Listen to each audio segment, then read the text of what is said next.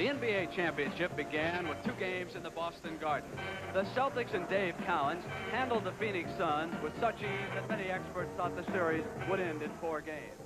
The scene then shifted down to Phoenix, and in Game 3, it got extremely rough in the second quarter. Ricky Sobers, number 40 of the Phoenix Suns, and Kevin Stacom, number 27 of the Boston Celtics, got into a vicious fistfight. Both players were ejected from the contest. After that, it was the Rookie of the Year, Alvin Adams, who took complete command as the amazing Suns scratched and clawed their way back into the playoffs.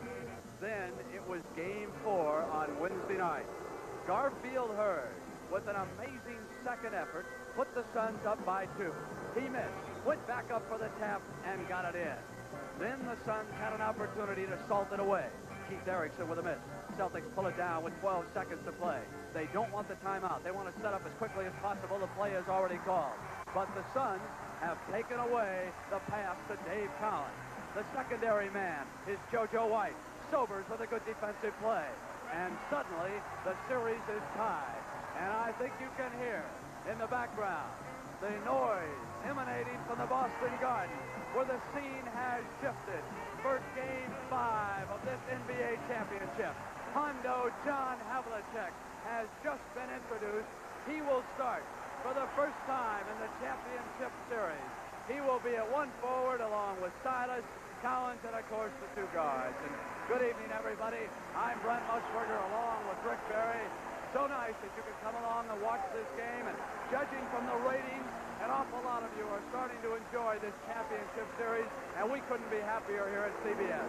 Rick, what do we expect tonight? Well, I think tonight you're going to probably see the Phoenix sticking to what they did so well down in Phoenix, winning those 2 ball games. And you saw John Havlicek come out for the Boston Celtics, which shows that Tom Heinsohn is prepared to make some changes.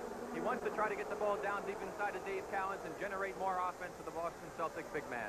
All right, Rick, I'm sure our audience can hear boos in the background. The officials have been very controversial in this series. For more on that, let's go to our colleague, Mendy Rudolph. After suffering losses on each other's courts, both teams complained bitterly about the officials. In fact, they suggested perhaps that they receive special instructions on how to call the game. Such is not the case. We've been assured by John Nucatola. In fact, I think they've done a heck of a job and will continue to do so. Now, probably Dave Cowens said it better than anybody, and I quote, he said, "Never before in the series has officiating been so emphasized. In fact, they are not the ones who put the ball in the basket, nor are they the ones who commit the turnovers, nor are they the ones who miss last-second shots. The best way," he says, "to win a ball game is to adjust according to the game and to score more points than the opponent." Now let's go to Sunny Hill for more on tonight's ball game. What is the mood of the ball players? If you're with the Boston Celtics, JoJo White, I'm concerned we have to win the ball games at home. Paul Silas, I have respect for this ball club. Maybe starting out, I didn't think that way, but I think that way now. Phoenix Suns, I'm ready. That's what Curtis Curry says, and I believe my team is ready. Confidence, Paul Westphal saying, I'm not overconfident, but I'm confident. But maybe Gar Hurd says it's best.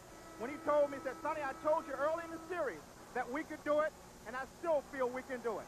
Let's go to Brent Musburger and Rick Barry. We are ready for the start of Game 5 from the Boston Garden on this Friday night. The referees, number 26 is Richie Powers, and working with him will be Don Murphy. Both of these 2 officials have worked 1 game each in the championship series. Murphy was one of the officials Wednesday night. As for Richie, he worked earlier Game 2. Alvin Adams, who has played spectacularly well so far against Dave Cowens, they will go to tip it off. If you're looking for something early, watch the Celtics try to feed Dave Cowens. JoJo White misses, and Dave Cowens, with great effort, hustling there from the center jump, put it down on the second chance, and here come the Phoenix Suns. Scott against Sobers. Scott trying hard not to foul out for the first time in this series. He has fouled out of all 4 games, and he has just picked up number 1 in Game 5.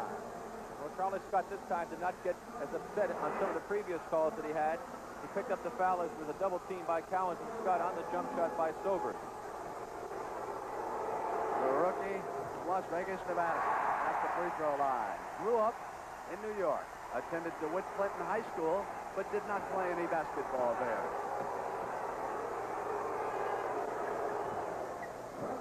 Two to one. just underway. Sobers awaits JoJo White. Now, Dave Cowens plans to come out much higher and keep Paul Silas at the point. They've been double-teaming Cowens. Garfield Hurd has been blocking up that area. There's Silas out away from the basket. They're giving him that shot.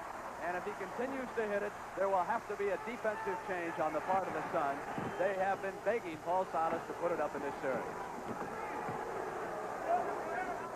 Curtis Perry handling the ball back to Ricky Sobers. Havlicek starting for the first game. Curtis Perry on the turnaround right baseline. It is 4-3.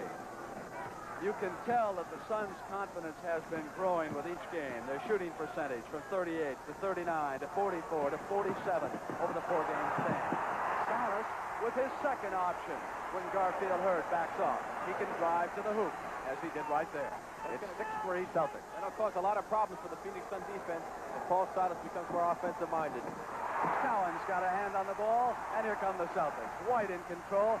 Celtics running more with Havlicek on the floor. JoJo White drew the first foul from the Phoenix Suns. JoJo White makes a good move here to get inside. You'll see the play back here coming now on defense. Cowens, good defense, comes over, knocks the ball loose. JoJo picking up the ball, takes it down the floor, and makes a good penetration move. Normally, JoJo likes to pull up and take that 15-foot opportunity jump shot, but it looks as though the Celtics are going to try to get inside the Phoenix Suns defense early in this ball game.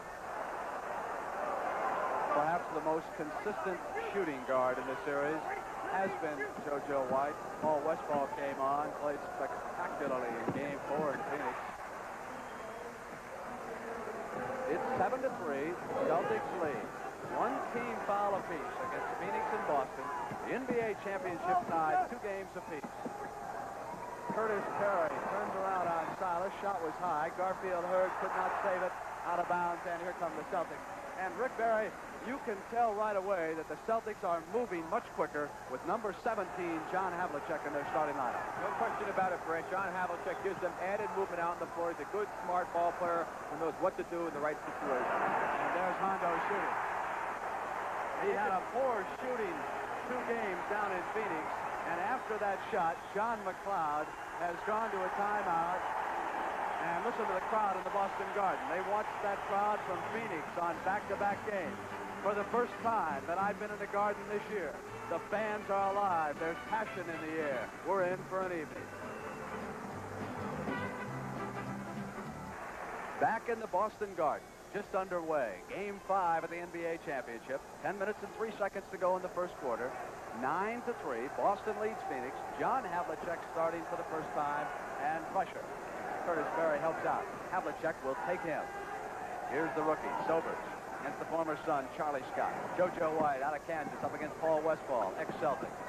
Perry gives it back, and here's Westphal. Good defense. Shot clock down. They're going to have to hurry inside of 5. Great defense by the Celtics. Scott comes out on the move ahead of Garfield. Gives it to Dave Cowens. He should have shot it himself that time. He was so intent on team basketball that he gave it up when he should have taken it to the hoop. Curtis Perry now puts it down on the floor, and we've got a travel call. They have turned it over. The defense by the Celtics, extremely intense. They're working very hard. They forced the Suns out of their offense. They started about 25 feet from the basket, much too far for the Suns to be effective with that pattern offense. Suns have turned it over 4 early times. White with a beautiful play. Took it from Scott. It has been a different Boston Celtic team here early in Game 5. They have strapped on those shoes real tight. Westphal with a miss. Cowens out. Over JoJo's head. He got it. Brings it down on top of Sobers. Bounce pass to Hondo. This is Boston Celtic basketball at its best. Forcing turnovers, putting the pressure on defensively, doing what they did so well in the third quarter in the 2 games played in Boston to start the series off. And John McLeod right away calling the timeout, trying to get his troops back together. Watch the play here in the back door. The back door from 25 feet out. JoJo with the layup.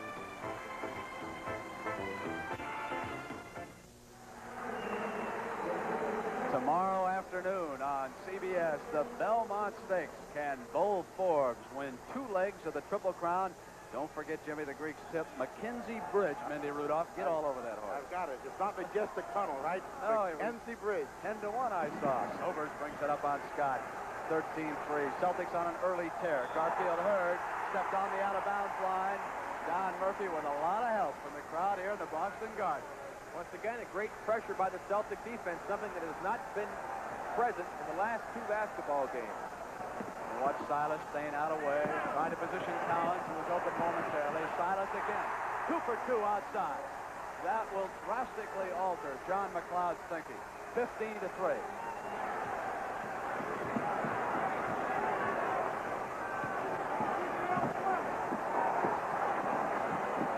Van Arsdale, wearing number 5, who was just checked in, handling the ball for the first time. Gar Hurd and Charlie Scott came out, and Hurd was fouled as he came across, and Hurd is saying, do I get to shoot 2 that time? We've got a couple of fouls on Charlie Scott early in this game.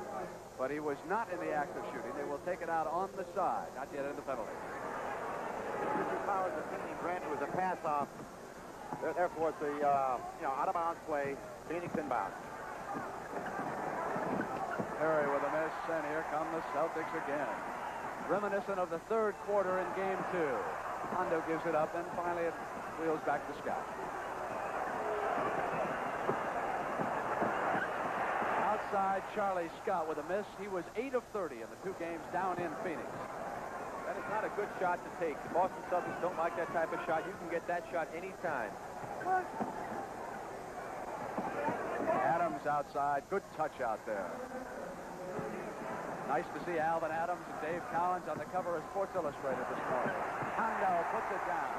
Make it 17-5. 7:35 to go in the first quarter. Game 5, Boston Garden. Celtics are shooting 8 for 11, a fantastic percentage. Sobers gives it up on the turnover. Silas has got you-know-who, Hondo. That was a stupid play by John Havlicek right that time. He had his defensive man coming down. And let's just watch how John draws him into this foul. There's the steal coming up. Silas with good anticipation on the pass. Long pass to Havlicek. Now watch him cut off the angle on Alvin Adams and force Alvin Adams to run into him and pick him up to get the foul. 8 points for John Havlicek and a chance to boost the total with the 3-point play. 36-year-old veteran has lit up the Celtics in the Boston Garden, and Curtis Perry and Dave Cowens are out. Richie Powers, now hold on, Richie's got a quick trigger. Cowens and Perry are at it. Cowens and Garfield heard earlier. Now John McLeod comes out. Wants to check and see. Tommy Heinsohn also off the Celtic bench. Both players are going to stay in a game. A lot of shoving. No punches were thrown. 7:15 to go first quarter. Sobers inside to Gar Hurd, and look at Cowens hustle on the tee. He is like a man possessed out there, Brent. Intercepted by Hurd. Great defensive play by Garfield Hurd, who I think was the player of the game in the 4th outing. Here he comes. He's got it. Waits for Silas. Comes up. High arch and puts it down. He has become some forward in the NBA. From Seattle to Chicago to Buffalo to Phoenix to the NBA championship. Havlicek rolling, and it was Garfield Hurd who blocked it. Out the other side, Hondo, and Curtis Perry yanks it down. With so much noise, we did not hear the whistle which was blown. Foul is going to be on Garfield Hurd on the rebound, and you see Keith Erickson coming into the ball game now. John McLeod trying to generate some offense. Keith Erickson has not been able to do that in his first 4 ball games. Tommy Heinsohn whispering instructions into Charlie Scott's ears. He stood there to throw it inbound. Van Arsdale down. Cowens. 22-7. The Suns still can't climb back into it. 6:23. Now the Suns have to rely on patience. Dig back in. Bring it back slowly. Adams. 22-9. It's the rookie of the year with his 2nd basket from outside, using the glass that time. Scott with the penetrating move. Those are the type of plays that certainly can break down a defense. The Celtics have been able to get inside. The Suns have not been able to. Again, it is the rookie off the iron. Silas. Scott. Silas. Hurd. What a display of fast break basketball now going on in the Boston Garden. Magnificent performance. And Arsdale and Scott collided. Number 3 on Charlie Scott, who went down and slammed into that basket support. And let me tell you, again, Charlie Scott is not complaining. He so badly wanted to stay in this 5th game of the series. I think 2 of the fouls have been good ones, particularly this one. How could he avoid it, Rick? Well, he's coming down. Dick Van Arsdale sees he's got a little lane. He tries to go. He runs the cutoff. He makes the mistake there you saw with his left hand trying to block the shot. If he had not blocked the shot, I think he would have caused a great deal of problems for Dick Van Arsdale trying to make that shot. The reach-in cost him. Van Arsdale, who broke that left wrist earlier in the year, still wearing the tape as Glenn McDonald, the second-year pro, checks in, and Charlie Scott goes out. That means Havlicek comes to guard. I think the best thing would have happened on that play, Brent, is let Van Arsdale go for the field goal and give it to him to get about possible 3rd foul. Touching the ball for the first time, McDonald gave it up and got it back from White.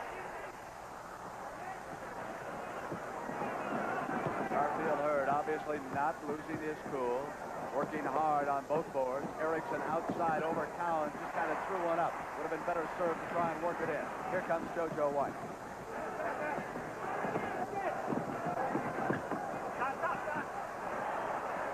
Silas goes for 3 of 3 outside. And Cowens came up against Alvin Adams, and the loose ball foul is called. Number 1 against Cowens.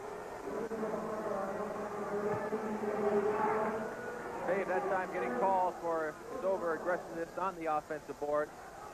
Defensive end had good position inside, and Dave just tried to take it away from him over the back. What a different feeling in the Boston Garden. In the first 2 games, the fans here thought it was going to be a rout. They expected it to go 4-0. The Suns gave them a rude awakening down in Phoenix. Silver's inside. And Alvin Adams kept it back to Gar Hurd. Ball would not go, but another spectacular effort from the rookie out of Oklahoma. Hondo. Magnificent first quarter for John Havlicek. And John Havlicek was out practicing today for the first time since he hurt his foot. He said he wanted to get his touch back. He felt that he didn't have touch shooting. He's got it this evening. To follow up on that, John Havlicek was out practicing all alone. No one else from the Celtics, just Hondo. And Arsdale misses, and Cowens, who has been a reign of terror here so far, again has got the rebound. Here's the youngster McDonald giving it back to Cowens. John McLeod is going to call another timeout, but I honestly don't know of a thing he can do right now. It has been an unbelievable effort on the part of the Boston Celtics. Brent, that's something very unusual. You'll see a team call 3 timeouts in the first quarter. I don't think you'll see that maybe 10% of the time during league play. Well, Mindy, I think that of all the coaches that I've seen, John McLeod is second to none as far as knowing when to use his timeouts properly. He just feels that the Celtics have so much momentum going. He's trying everything within his power to try to stop that momentum, and he feels the only way to do that right now is to call a timeout, try to get themselves together, keep their composure. There is the commissioner, Larry O'Brien, talking to the owner of the Cleveland Cavaliers, Nick Milletti. Now, I spoke to Larry before the game, and he said so far he had not been brought into the controversy over Bill Fitch, who is the coach of Cleveland, but who has retained an attorney to get out of the final 2 years of his contract. There is also talk of a merger in the air. And Larry said that the ABA probably will be getting back to him sometime within the next 10 days. He was neither optimistic nor pessimistic about what might happen. There is speculation that the ABA owners will be meeting in Chicago to get together a proposal for Larry and the NBA owners like Milletti. And don't forget a spectacular day tomorrow. Super Joe Einhorn. And what's this? Muhammad Ali versus Gorilla Monsoon. Who is Gorilla Monsoon? Gorilla Monsoon is a professional wrestler, Brent, and he was in a little bout one time, and Muhammad Ali crawled in the ring, and some very interesting things happened in that ring. I thought it might be Howard Cosell and drag. And there is Irv Levin, the chairman of the Celtics board, along with Fred Auerbach. And what a scene it was in the Boston Garden today. Auerbach closing the door of his office, breaking out the movie projector, private talks with Tommy Heinsohn, private talks with Paul Silas and JoJo White. They are up for this one. There's no question about that. And you notice that they have not done it with over-aggressiveness from the defensive standpoint as far as holding and bumping and shoving. They have put good pressure on, they played good position, and they've gotten their game established without the overuse of aggressiveness that was prevalent in the last 2 games down in Phoenix. So they can get their game going without being that rough. Dave Cowens with a much-deserved rest out of the game, and Jimmy Yard will chase Alvin Adams. Hillary inside. We've seen that play. It has worked a couple of times. Yes, and it's a breakdown on the Celtics' weak side help. The man on the weak side should be dropping in to help that man who is running on the ball side. 28-12 and 3:30 to go in the first quarter. Adams may be a little too quick for Ard. We'll watch that. Jimmy rolling the left-handed shot. Pretty offensive play by Jimmy Yard. Those are the type of plays where Jimmy Yard is tough, down in close to the basket. He should not be outside shooting jumpers. He took a bad shot in the last game that hurt him. Great pass by Adams inside. Erickson could not put it down. And again in the Garden, the lid is on, and Erickson's down. He is hurt. Keith is hurt. JoJo White, in and out. Havlicek, second chance down. Now Keith Erickson can get the injury timeout over here. He is limping back over toward the Suns bench. He injured a leg after coming through, attempting a layup. John McLeod furious. Looks like his right ankle, Brent. He seemed to twist his right ankle after the play, trying to hustle back to get the ball. Brent, they've called an injury timeout, which will not affect the overall timeout. They still have 4 timeouts remaining in the ballgame. It's a 20-point Boston Celtic lead, and let's take a look at that, Rick. Watch the play. Now look at his right ankle right there. John Havlicek comes down and steps on it, and as he goes to move, his ankle turns in because of John stepping on it. It was just a freak play. Westphal tried to penetrate and give it up, and there was pushing as Paul tried to swim down that left baseline and get to the basket. We had a lot of pretty girls down in Phoenix, and I see we've got quite a few on hand here in Boston. 2:44 to go in the first quarter. The ex-Celtic Paul Westphal at that line. Paul and Charlie Scott have been alternating games as far as playing good games and then poor games. It seems that they're trying a little bit too hard when they're playing at the city where they came from. Paul played poorly in the first 2 games, played well in Phoenix, and Charlie played well up here and poorly down in Phoenix. Let me set the Celtics lineup. Havlicek, Silas, McDonald, Ard, and White about to be altered. Dave Cowens will check back in. Westphal almost had a steal and an easy basket. White is open, all alone. For Phoenix on the attack, Van Arsdale, Westphal, Dennis Autry, Alvin Adams, and Curtis Perry. So the 2 centers are operating against Ard, and Cowens will come back. And it was Paul Silas who screened Autry out and yanked down the board, and Glenn McDonald gave it up. Ard didn't expect the pass. There was contact. Curtis Perry slammed into him underneath. A much more relaxed Tommy Heinsohn than we witnessed down in Phoenix. Still got his tie tight. Let's watch this play coming down the floor. The long pass by JoJo White gets it down to Glenn McDonald, who can't shoot the ball, sees Jimmy Yard, passes to him. Curtis Perry cannot stop himself and runs into him, picking up the foul. Cowens. Outlet from Westphal, too far away from Alvin Adams. He overlet him, and on the turnover, the Celtics will bring it back. That's 7 turnovers now for the Phoenix Suns, Brent. Pressure defense in the Garden. With 1:50 to go in the first quarter, Charlie Scott, again on the penetration, should have just gone right up for the basket that time. And here are the Suns. McDonald knocked it away and out of bounds. I mean, an interesting substitution, bringing Charlie Scott back into the ball game with 3 personal fouls, with JoJo White going to the bench. Might have expected to see Kevin Stakem in this situation, but instead Charlie is back out there with a score 34-14 to 133 in a first. Dick Van Arsdale. Here come the Celtics from behind the back. It's Scott at 3-on-2. Hondo on the left wing, breaking all alone, has position, battling for the ball. Curtis Perry takes it away, and here come the Suns. Havlicek running better than I've seen him at any time, and Jimmy Yard came right down on top of Van Arsdale. We had 5 team fouls against the Celtics, 4 against Phoenix. No penalty coming up for Van Arsdale. Well, here's the penetration we talked so much about. Dick Van Arsdale gets McDonald turned sideways, goes inside, pulls the ball away from Jim Ard, who hacks him across the arm as he goes to the basket. Keith Erickson is walking away with the Phoenix team position towards the locker room. He is now out of the arena. There is the back of one of the doctors as they go through. So Keith suffered an injured ankle, goes back here early in the first quarter. It's been a frustrating final series. I was just going to say that. He's had difficulty putting the ball in the basket, plus getting into foul trouble in several of the games. What a series he had against the Golden State Warriors. He's one of the reasons why Rick Barry is sitting next to me and not playing against the Boston Celtics. Glenn McDonald gives it up. 34-16, 50 seconds. If you're wondering about Game 6, 3:30 p.m.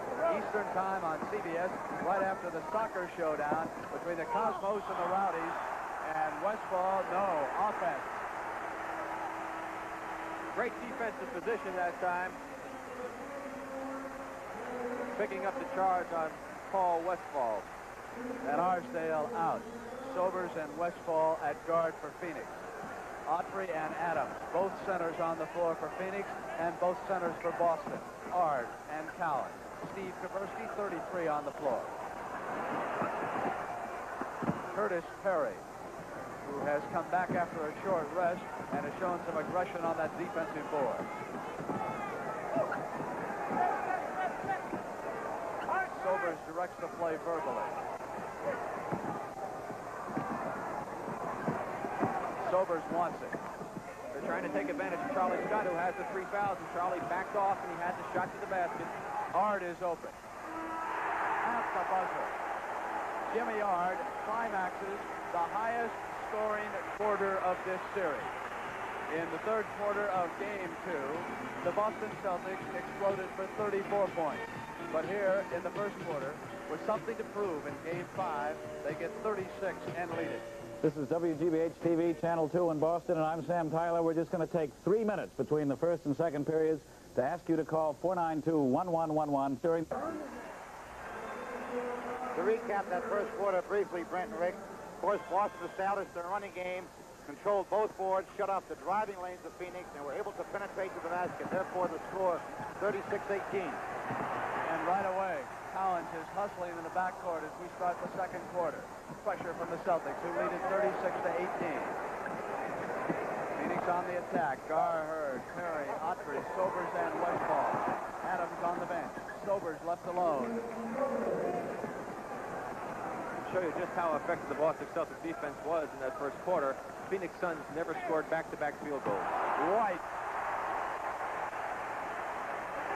That's 2 times Ricky Sobers has turned his head to the basketball and been backdoored by JoJo White.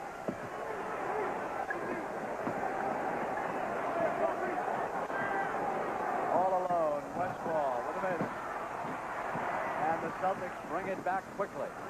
And the Suns are there just as quickly, even though Autry fell down. Jimmy Ard. And Steve Kaversky left alone.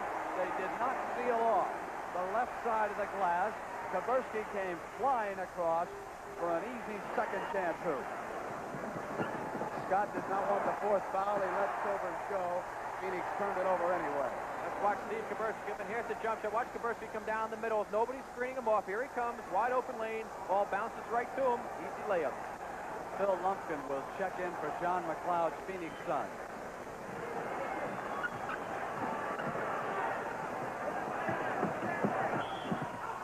Offensive foul on Dave Cowens. Cowens protesting. Foul number 2 on the red head. And Lumpkin and Mindy, I couldn't be pulling more for someone to come in this game and play well. He had an awfully tough game. Here's the play right now. We're going to try and get in. Now watch Dave start to back in. Backs in a little bit of an acting job. I don't know whether Murphy wanted to call a foul or a traffic critic on that play. 10-28. Autry came through, and there was a 3-second violation, so it won't count. Curtis Perry was not able to get out of that lane quick enough. And so, Rick, it stays at 40-20. And Field goal 23 to percentage go. is 31% for Phoenix, Brent, and 61% for the Boston Celtics. A devastating first quarter. Dave Cowens is continuing his reign of terror as we begin the second quarter. Phoenix Suns have not been able to shut down the inside game of the Boston Celtics. It has hurted them very badly in this ball game. In Phoenix, Cowens had only 19 shots. Lumpkin misses. Autry is there. Won't fall. Phil retrieves it and gives it back to Dennis, who's all alone. Cowens may have 19 shots in the first half of this game. Hard. White. Silas ready to check back in for Tommy Heinsohn. Westphal cut off by Ard. It's offense, no doubt about it. Jimmy Ard with great position. 2 fouls against Westphal. Watch the play coming up here. Here's a Jim Ard move over, establishes position. Paul Westphal making the contact as Jimmy Ard establishes excellent position. Another fine defensive play by the Boston Celtics here in the first half.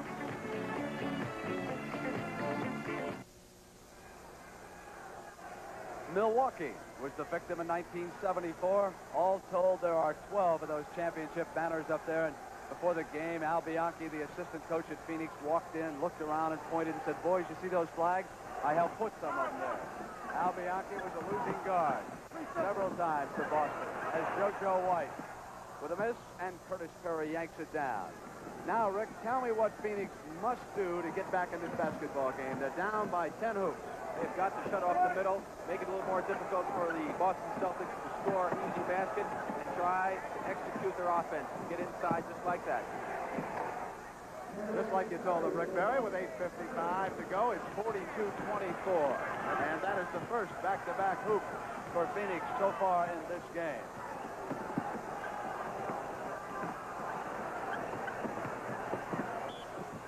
Tversky and Perry collided, and we've got an offensive foul against Steve Tversky.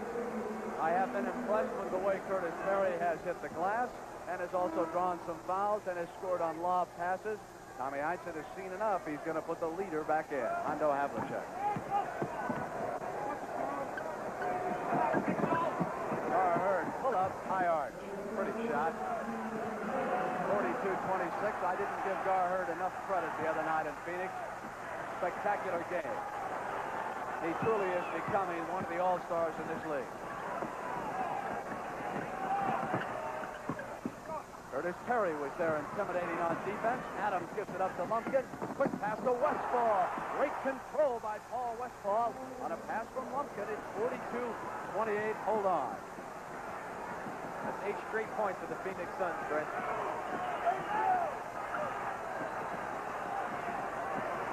Scott. Now into an offensive board, and Adams came right up into his face and threw the foul. Let's take a look at that last fast break. Some shot that Paul Westphal makes. Here's Alvin Adams throwing it out to Lumpkin. Watch him lead the pass over now to Westphal. A little bit ahead of him. He bobbles it, gets it with his left hand. Great body control. Lays it up, and it crawls right on over the rim and in. A lot of people, Rick, may think that's walking, but just merely the fact that you touch the ball does not constitute an illegal step. You must have control in order to travel. If you don't have the ball, you can't walk with it, can you? I didn't think it was walking. All right, as well as the fans out there know that it wasn't walking. It's 43-28. 7 minutes and 40 seconds to go in the first half. Red Auerbach on round ball. Jack Whitaker for the Belmontes. Westphal gets inside again. 43-30, so ever so slowly. The Phoenix Suns clawing their way back into this game. May have missed that. So I picked up on Westphal. Charlie Scott traveled. He couldn't control the ball. But let me remind everybody that Jack Whitaker will report on the Belmont at halftime. Watch this last play. Alvin Adams with the ball. Watch on the weak side. There's a good screen set by Perry. It frees Westphal going to the hoop. There should have been a switch that time by John Havlicek. Adams has it knocked away and retrieves it. It's amazing to think Alvin Adams would be a senior in college. We had a whistle blown away from the ball. So JoJo White was holding. Let me check the team fouls. 1 against Boston, 1 against Phoenix, and 7 minutes and 9 seconds. They have come to play basketball and not foul each other in this contest. Somebody wanting 3 seconds called. Alvin Adams. Beautiful play by Alvin Adams. You notice how he made a great fake with the ball to draw the defensive out of position. Went to the basket. Tommy Heinsohn with a timeout right now, Rick. And just as you pointed out, Phoenix had to be patient. They were, and they've cut it. It's 43-32, 6:57 to go.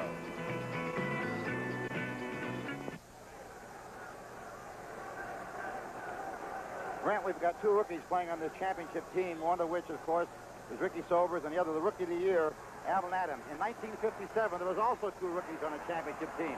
Let me have those 2 rookies. In just a moment, Paul Silas scored, drew the foul.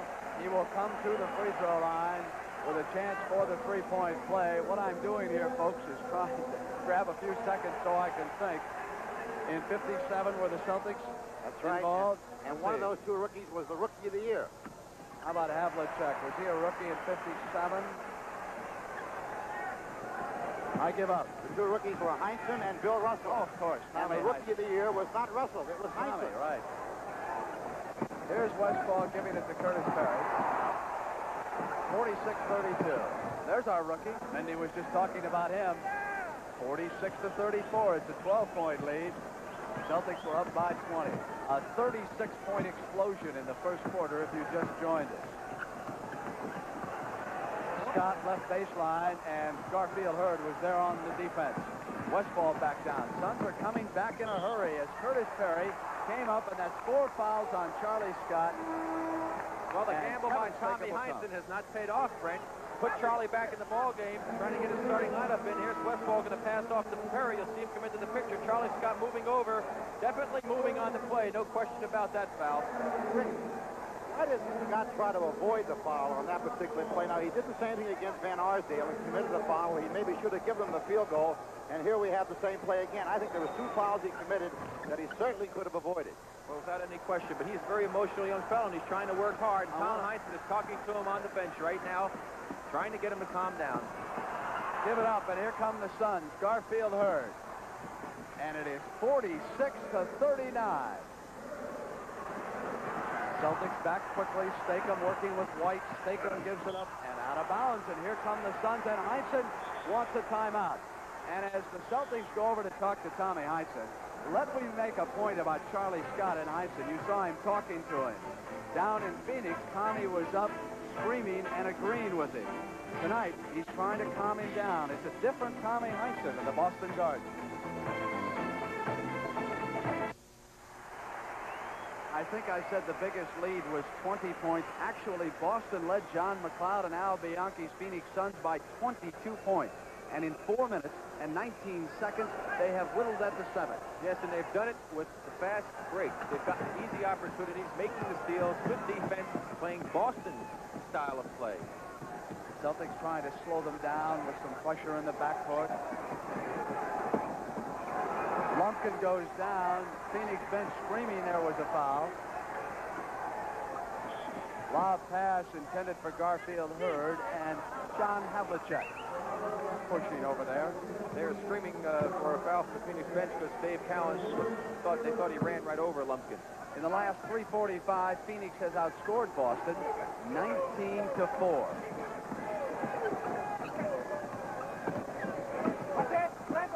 Two great veterans there, huh? Van Arsdale and Havlicek. This time it's a misfire. Nelson saves it. Havlicek. And Curtis Perry got back. Hondo just couldn't quite get the handle on it, but was he wide open? He was, and they didn't see him quite soon enough, and the ball was on his fingertips, and Gar Hurd ran into the ball, knocked it out of his hand. That was a break for the Suns. Celtics had an easy chance there. White.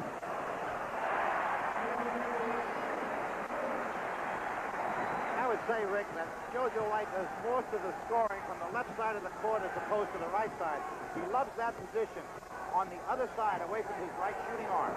Interesting observation, because the last second shot in Phoenix was from the right side. 4 minutes and 50 seconds first half. Silas was up there with Garfield Hurd. That is covering a man like a blanket. You cannot ask for a better defensive job than what Paul Silas did just there. 48-39. 4:46. Game 5 NBA Championship. Game 6 live on CBS, 3:30 p.m. Eastern Time Sunday. Van Arsdale. The missed shot by Cowens after Paul Silas had tried to control the offensive end. Bill Lumpkin, a second-year pro from Miami of Ohio, formerly of the Portland Trail Blazers. Nelly knocked it away from Curtis Perry. Turn around by Adams. Pretty play. It's 48-41. It's back to within 7. 4:11. And Nate Hawthorne will check in for John McLeod's son. JoJo was working hard on Lumpkin, and he finally put it in. Well, Minnie, we did it again. You talked about the right side. He plumped one in there. He used the glass, though, Rick. He didn't switch the net. That's true. Adams again. Quick release on that shot. White right side. Again, the right side. Rick, what are you going to do about that? Well, this shows you that JoJo's a heck of a player. 52-41. Adams. Iron. Here comes JoJo. You can shoot from the right. You can lead the break all alone. And Paul Silas got back with a good effort on Garfield Hurd. He came rolling down there like an express train as Dennis Autry gets up. There was a foul called. Nate Hawthorne in along with Autry. Now let's watch the play. JoJo driving in, makes a good drive to the hoop, lays it up, gets a bad break on the shot. It rolls off. Garhurd's in position. You see Silas into the picture. He jumps up, and his momentum carries him into Garhurd, picking up the foul. And there's the fourth foul on the Boston Celtics. Kevin Stakem also comes into the game for Boston, replacing JoJo White. Let me set the Phoenix attack. Lumpkin and Van Arsdale, Hawthorne, Autry, and Adams. John McLeod goes to his two-center offense. Board power. Van Arsdale takes the shot. Havlicek rebound. Gets past Van Arsdale.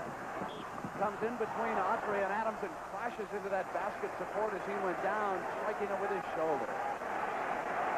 John saw a little bit of an opening, and he just knifed right in between the two defensive players. Let's watch him again. There he is with the ball. A little opening, and he just squeezes his way through there, picking up the foul.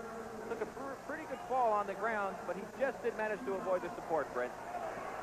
Ricky Sobers back on the floor for Phoenix. Havlicek on the line because of Dennis Autry's foul. We were in the locker room watching John Havlicek get ready for the game, Brent, and he is the most fastidious type of player you ever want to see, or an individual. He has all his toiletries in height, from left to right, inside, and not only that, but when he gets undressed, he takes his socks and he puts them on individual hangers or a hook. Unbelievable sight to watch him get ready. He also has his basketball game in order as he picks up Ricky Sobers. Stakem has Lumpkin. Silas will take Autry. Sobers out far from the glass. Cowens, 54-41.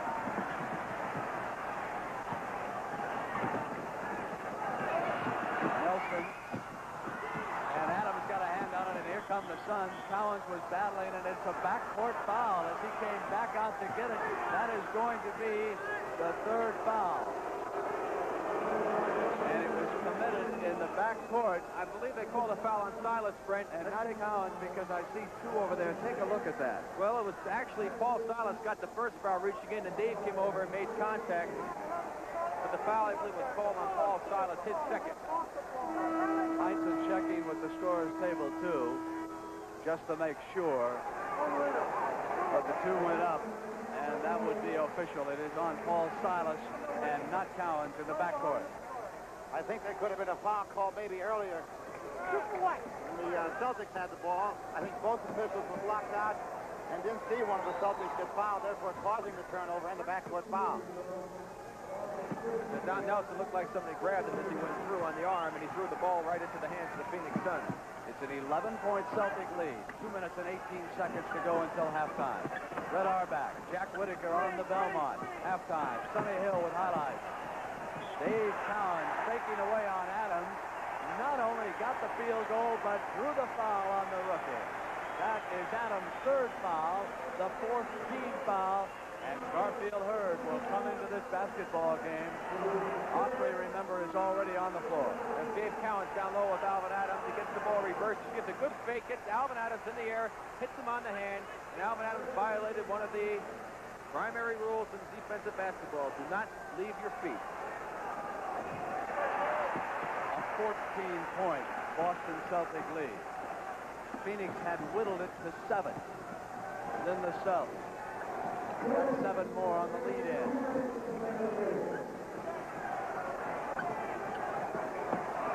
Must be very, very patient here and try and get a good shot. That is not a good shot. And Again, it is Cowens and Hawthorne with a spectacular defensive play, and then he was all over John Havlicek.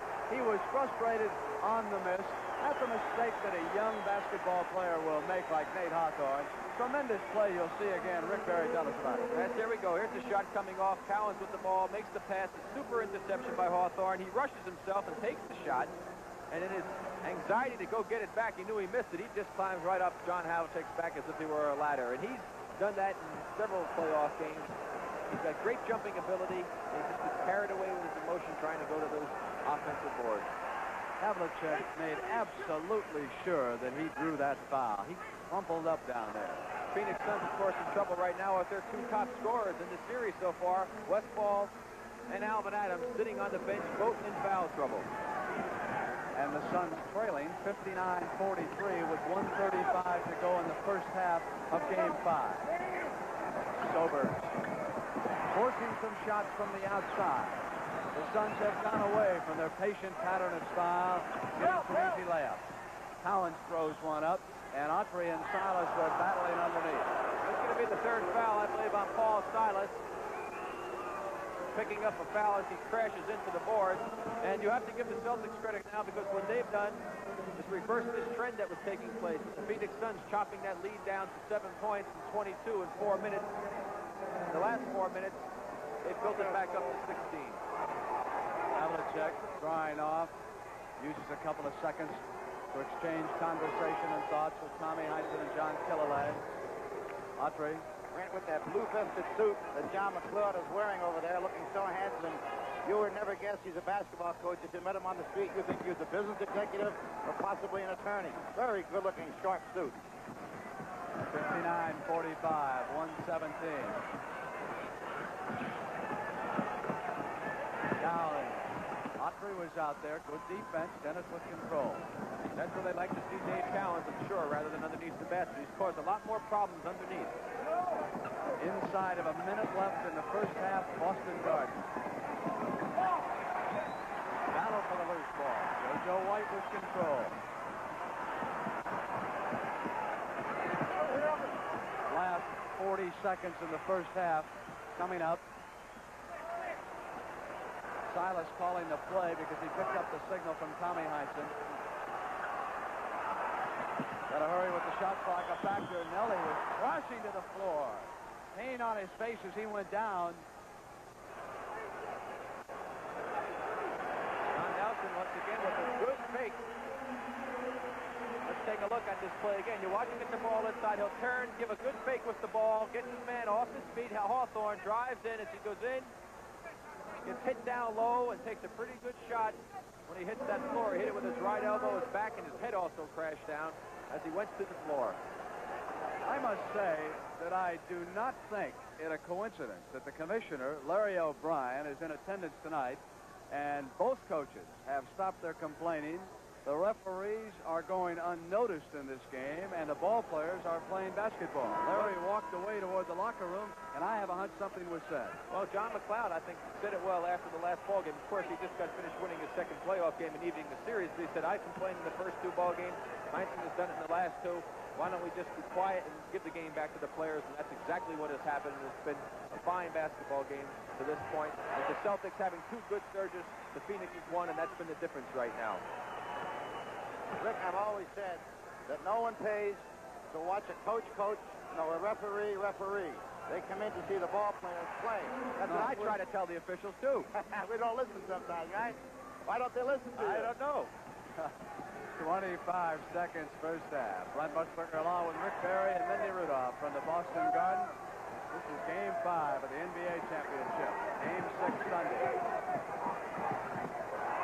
Sobers and Cowens was out there, and Ricky forced another one up. And Nate Hawthorne, and he had 1 foot in the back court. As he was battling to save it, there was 1 foot over the line. There's no question about this. There's the play. He picks up the ball, makes a good interception. Can't get control of himself. He hits the floor, and he continues to go. And watch his foot. The left one will step back over the half-court line, and that is a violation. He had possession, and you're not allowed to cross back over that half-court line once you have it in front court. Paul Silas will rest the last few seconds of the first half. Saberski may have brought a play in, but it doesn't matter. JoJo is going to take it.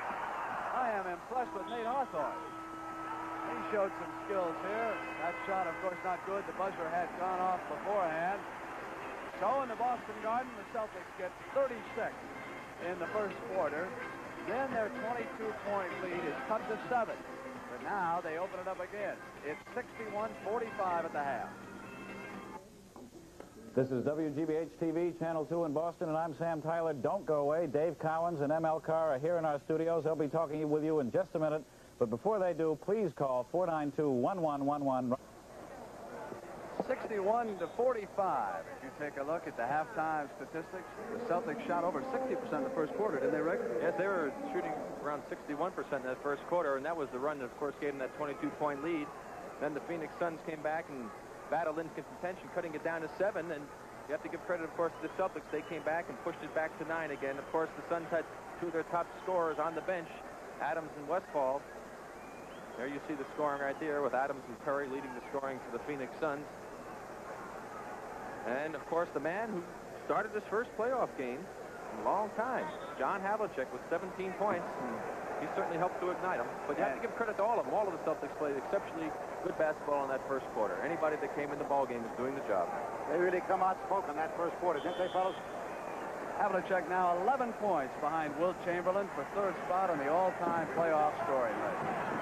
61-45. Boston Celtics trying to win their 13th title in 20 years. They're coming out again, putting that pressure on. To set the Phoenix attack, Adams giving it to Westphal along with Sobers, Darhurt, and it was Curtis Perry who went up, controlled the offensive glass, put it down, and drew the foul from Paul Silas. Let's watch this play again. Silas is fourth, Rick. There's Havlicek leaning on him inside. Still leaning. The ball bounces around. He just keeps moving, keeps battling, and is able to sneak in between the two men to get the ball and put it back in. That's his first offensive rebound of the game. He only had one rebound in the last ball game down in Phoenix. He already has 5 now.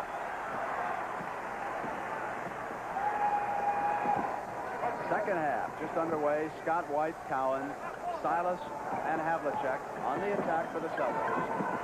Paul Westphal with control after the turnover by the Celtics. Turnovers plagued Boston in the 2 games played down in Phoenix. Offensive foul. Backing in. That is the 4th foul on Alvin Adams, and that brought both Al Bianchi and John McLeod off the bench. They were looking for a foul on Cowens. Instead, their top scorer is now in foul difficulty. This is the earliest that Alvin Adams has been in foul trouble in this series. Scott controlled the offensive glass. Had a tough angle that time on the board. Couldn't get it up high enough. Ricky Sobers penetrates. And the underhand layup makes it 61-50. It's an 11-point Celtic lead. 10 minutes and 45 seconds to go in the third quarter.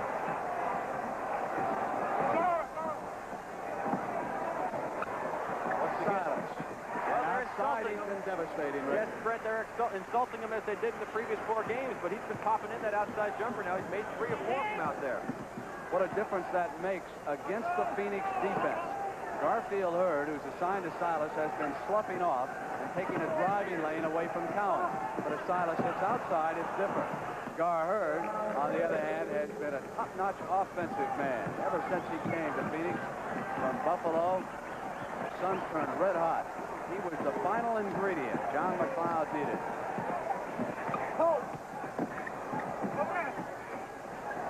Charlie Scott.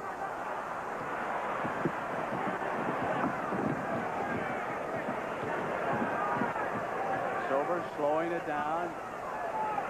Like Adams, he would have been a senior in college. Both players gave up their final year of eligibility to come into the NBA.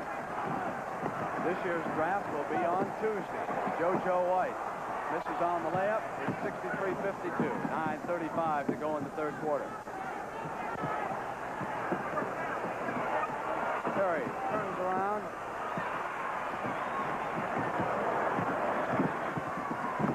Just watch the Suns, Rick, on defense, how they always try to cut off the nearest passing lane.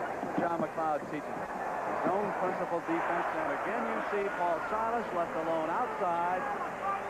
And he Humidity is tough out there tonight. It has been a big factor in this basketball game. Got any question? 55-52. They must go out and pick him up, and if they do that, it's going to allow Cowens to get Alvin Adams underneath one-on-one. Westphal.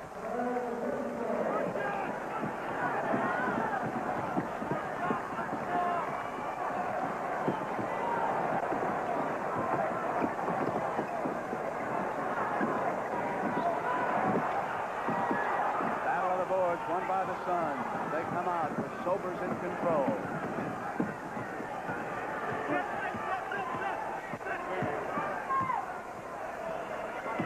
The defensive switch now, and Havlicek is going with Adams inside. Garherd got Paul Silas up in the air and then came with the shot. And Paul Silas is in serious foul trouble. He has 5. Take a look at this play right now. Garherd gets the ball, makes a good little fake to the right side, puts the ball down, head fake, gets him up in the air, on top of him for the foul, and he has trouble.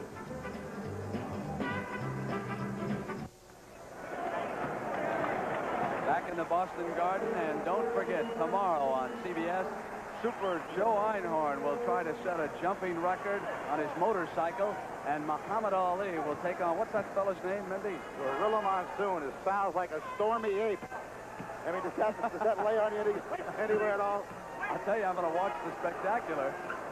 Tommy Heinsohn gets a minute, he'll watch it too. All right, here come the Celtics. It's 65-55. 10-point Boston lead, 8:15 to go.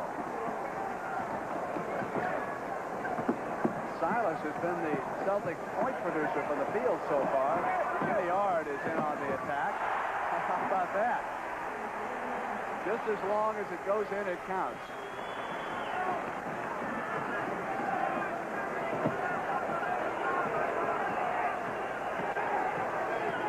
Yard taking Perry.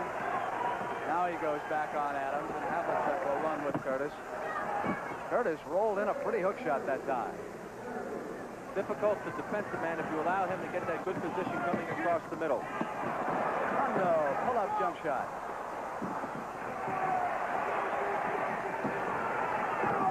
Charlie Scott driving to the basket. Hurd was there the first time, and Alvin Adams with control, and it is hot and heavy underneath. Technical foul has been called against the Phoenix bench. That is the 6th technical foul in this series. The reason for that, Brennan, is that John McLeod and Al Bianchi really were upset. They thought that Dave Cowens fouled Alvin Adams on the rebound, and they kept yelling. Now, the only thing I question here, Mindy, I'm not saying the technical is wrong. I think it was right. But it looks like Phoenix may have had a fast break opportunity. Shouldn't the official wait until the play has gone dead? Well, actually, there was no advantage on the Phoenix Suns. They had nobody down court, and the ball was in the backcourt with a lot of Celtics around. And I really do think that McLeod had a complaint coming, because probably what the officials did not see was Cowens' hands down on Adams' hips. That's where the foul took place, down low, not up top.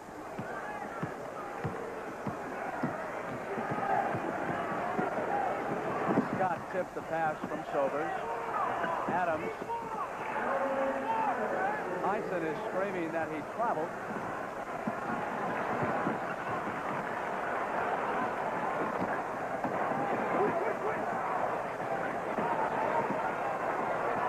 Perry, you see it switched over on Cowens, and Alvin Adams now has Havlicek, and Havlicek drives into him, trying to draw that 5th foul on him. Jimmy Yard, taken down by Perry. It looked like he came pretty close to doing it. It seemed like Alvin made some contact in that play.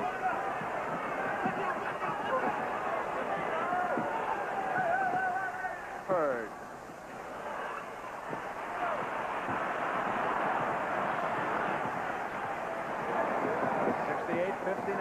Havlicek with control for the leaders. Intercepted by Sobers, who stepped into the lane. Westphal and Jimmy Yard blocks it. Knocked off the glass. Suns control. Yard with a short shot that missed him. Cowens.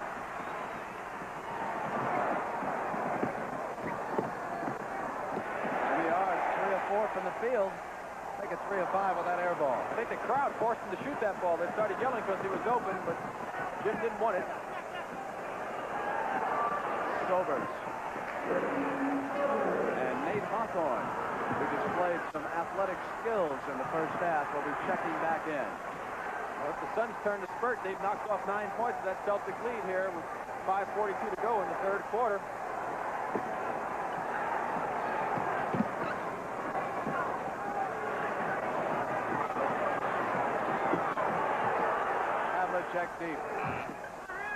shot clock buzzer. Got it off in time. Westphal back to Ricky Sobers. Double move and got the basket and the foul. What a play by the rookie, Ricky Sobers. A little bit of a pump shot that time. Rick, I don't know how he got the ball off. Well, let's take a look at it and see. Here he goes cutting down the middle. It's a good pass. He goes up in the air, has to double clutch as Havlicek comes in front of him, throws it up with a nice soft touch. He goes in, picks up the foul, a chance for a three-point play.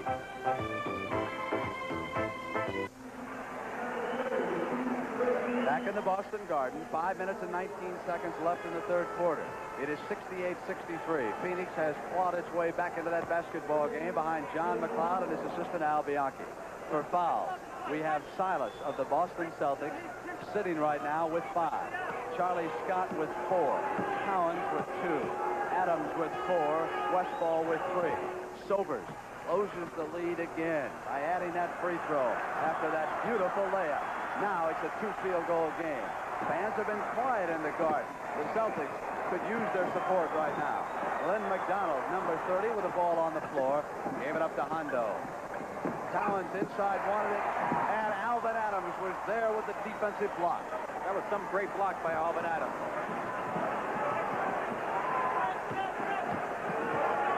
Suns can pull to within 2 points. Sobers came down, and it was offense, using the arm to force away the defensive player.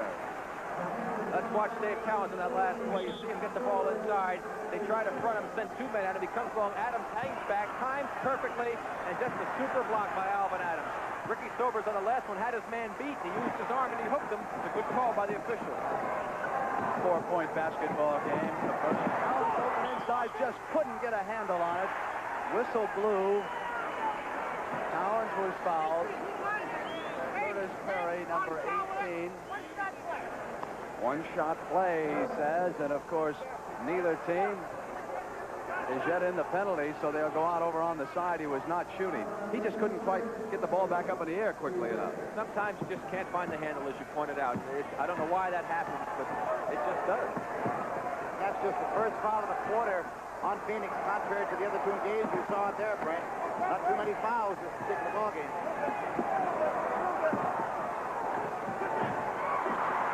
Curtis Perry gives it to Sobers on the steal, and Perry forcing the turnover to the rookie. Tommy Heinsohn with a timeout. The situation is this. The Boston Celtics had led it by 22. It was cut to 7, back up to 14. Now, suddenly, it's 2 points. 4:13 to go in the third quarter.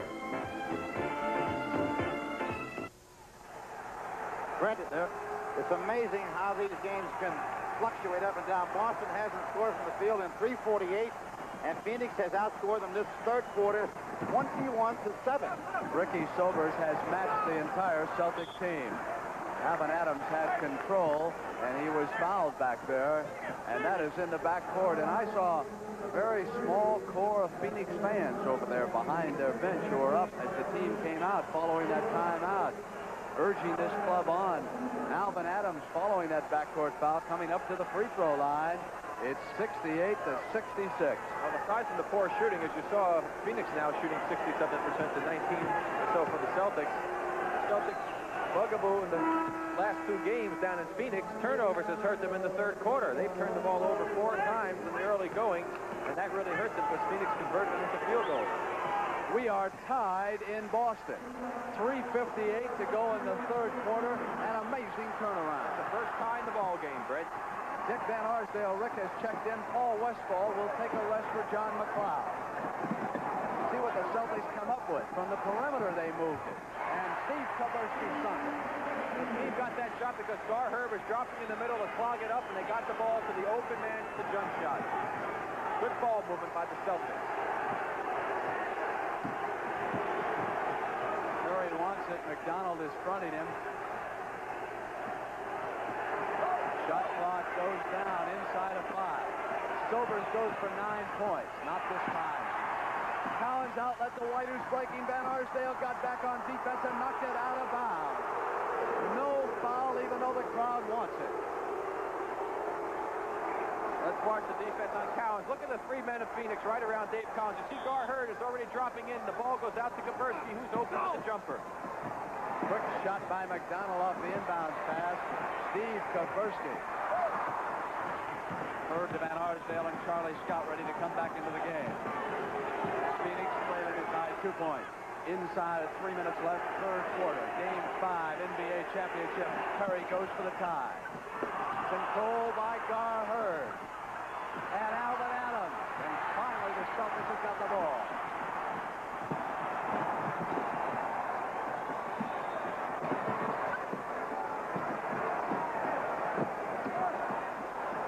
JoJo White. Iron. Cowens controls the offensive rebound and hooks it in. It's a 4-point Celtic lead.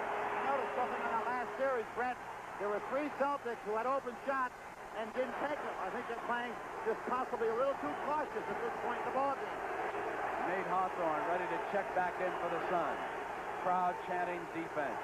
Adams in the air, and it's a 2-point Celtic lead with 2 minutes and 10 seconds to go. The man that Celtics are missing right now is Paul Silas. The Suns are getting a lot of second opportunities on the board, and they certainly miss Paul on the defensive boards and offensive boards as well. Silas with 5 fouls on Tommy Heinsohn's bench.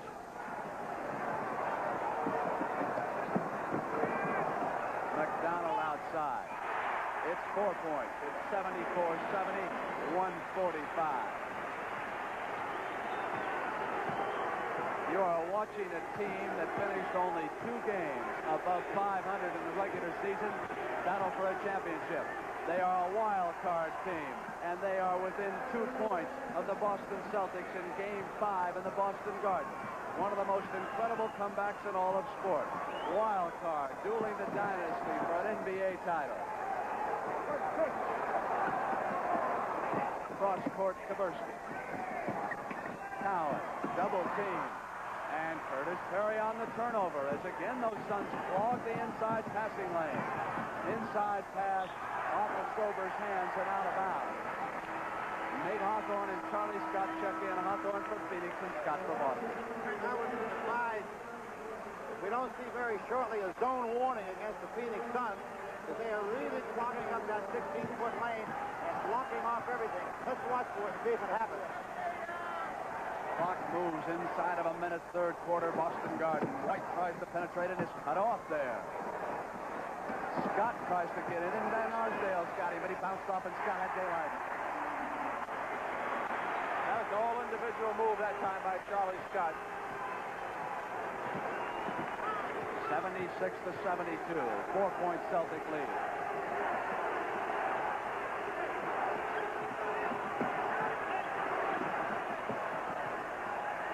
Shot clock down, good defense. And again, Ricky Sobers gave it up down there by the end line. Those 2 turnovers now have hurt the Phoenix Suns. Alvin Adams throwing the ball away, Ricky Sobers losing the ball, and they have not gotten an opportunity to shoot the ball at the basket. John McLeod signals the play. That's his shrill whistle that you picked up on our microphone.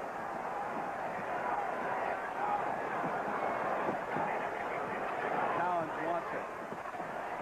Cowens, inside move on Alvin Adams, through it. That is the 5th foul on the rookie of the year, Alvin Adams, and that's exactly what Dave Cowens wanted to do. But now, of course, going to put Alvin Adams on the bench. Dennis Autry will be coming back to the ball game. Let's watch the play again. We see Cowens with the ball. This man cuts through. He makes the move to the inside. Adams gave him the inside position, left his feet, and made contact with Dave. Good call by the official. Right across the arm. 76-72. The pressure is on number 21 of the Phoenix Suns. Dennis Autry must take Cowens. You don't think that he's an intense individual? Do you see that look at his face? 5-point lead. Sobers against the clock. Threw one up that would not fall. But it was a splendid comeback by the Phoenix Suns. They whittled away and rolled right back into it. We've got 12 minutes of action. It's 77-72 Boston. As you look at the third quarter shooting statistics, and Mindy, what's the report on Keith Erickson from the Suns locker room? It's been diagnosed as a sprained ankle. How severely, they don't know as yet. They're packing it ice. But there's one thing we do know for sure, Brent and Rick. He will not be back for the rest of this game. Crowd in the Boston Garden coming to its feet, all of Phoenix. The Boston Celtics have not lost a playoff game in the Garden this year. Their playoff record coming into this game, 10-6. Phoenix 10-7. Phoenix played the extra game against Golden State. Cowens comes up on Autry and puts the Celtics in command by 7, 79-72. Adams on John McLeod's bench with 5 fouls. Over Westphal's head and out of bounds. At 3 out of the last 4 times the Phoenix Suns have come down the floor, they have turned the ball over in the late in the third quarter and early here in the fourth. And those type of plays are the ones that kill you in the long run.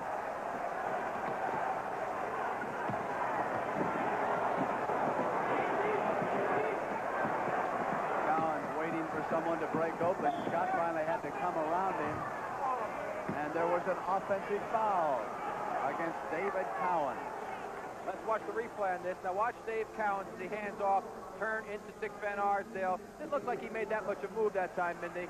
I disagree, Rick. I think that once you establish that pitch, you can't even move 3 inches, and Cowens did turn around, causing an offensive foul. Nate Hawthorne went up on the missed shot by Westphal and tapped it back in for Dave Cowens, his 3rd foul. It's 79-74. 10 minutes and 45 seconds left in Game 5. And Cowens going to work on Autry. And Steve Kaburski came flying across. There was contact underneath. But Steve Kaburski has demonstrated an ability to get open underneath that offensive board. He has done a good job from the front keeping that ball alive. And I think Garfield Hurd sloughing in there is hurting, not boxing out. Cowens driving, and Gar Hurd came across that time with the block. One of the best shot blockers from the weak side in all of pro basketball, Garfield Hurd. As demonstrated with that last play. Hurd with the ball, gave it up to Westphal, who had daylight, just not falling, and here is Nate Hawthorne. Giving to Van Arsdale and back to Nate. Autry out high in the Phoenix offense.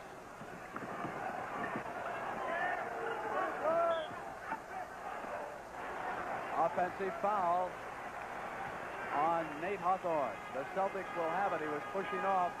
It's a 5-point Boston lead with 9 minutes and 57 seconds left in the game. That young man has a lot of natural ability. He just has to learn to control his emotions somewhat. He just gets a little bit too physically involved during some of the basketball games. Cowens to work on Autry again. Dennis has it knocked away. Havlicek. Cowens down there. Cowens threw it up and was fouled, and Autry doesn't like the call. Well, there's no question that Dennis Autry picked up the foul there, but the man who made the play, let's watch, is John Havlicek. Well, you can't see him. He kept it alive, and Autry just throws his body into Dave in an effort to prevent him from making that basket. But Havlicek was the man that did the job. He kept the ball alive with his good timing. I'll tell you, Autry is working Cowens over pretty good. And a retaliation, Cowens is no pussycat. He'll work Autry over pretty good. 81-74. Boston over Phoenix. Game 6, Sunday on CBS. 3:30 p.m. Eastern Time. Right after the soccer game between New York and Tampa. Hawthorne with Havlicek down on the floor, had an open shot, would not fall. Here comes JoJo. Charlie Scott, pretty move. And John McLeod needs a timeout. As the Phoenix Suns are failing to put the ball in the basket, the Boston Celtics capitalize on it. Dave Cowens controlling the board, getting good opportunity shots up the floor.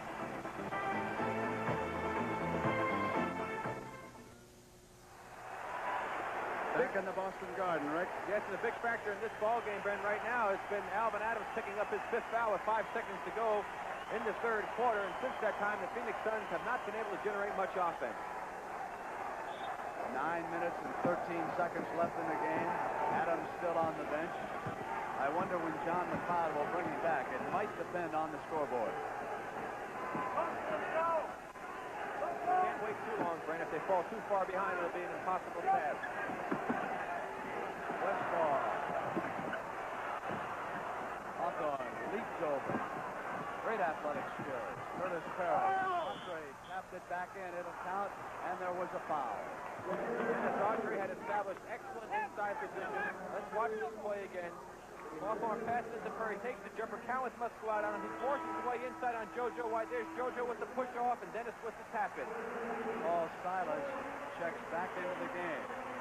Like Alvin Adams, Paul Silas has 5 personal. The only difference being that Silas is out on the court for Tommy Heinsohn, and Adams still resting for Phoenix. I'm sure he would rather be in there playing, Brent. A 6-point Boston lead. 8 minutes and 44 seconds to play in the Boston Garden. Don't forget the Belmont tomorrow afternoon on CBS. Cowens, and there was contact. Dennis Autry hit his arm as he came up. Dave Cowens will come to the free throw line. 4 fouls on Autry. There you go. Dave Cowens making the move to the inside. Quickly comes back in to the baseline. Sobers tries to go up. Autry jumping with him, hitting him on the hands. Once again, defensive player trying to make the shot block. If he would just allow the man to shoot, he had good defensive position. Makes the man score the basket. Don't bail him out on a tough shot. Nate Hawthorne passing Garfield Hurd, heading over toward John McLeod on the Phoenix bench. Another impressive performance by Nate Hawthorne. 84-77. We've got 8 minutes and 25 seconds to go in the game. Series is tied. 2 victories each. It's been a home court series so far. First shot was short. Cowens dominating underneath.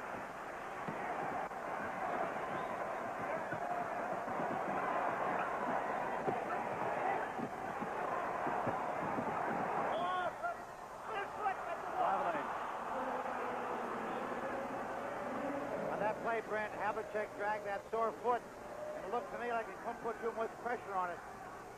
He told me in the locker room before the game, Mendy, that during the later stages of a ball game, his foot tends to get tired on him, and it seems to give way. He just doesn't have the strength necessary to do what he'd like to do out there.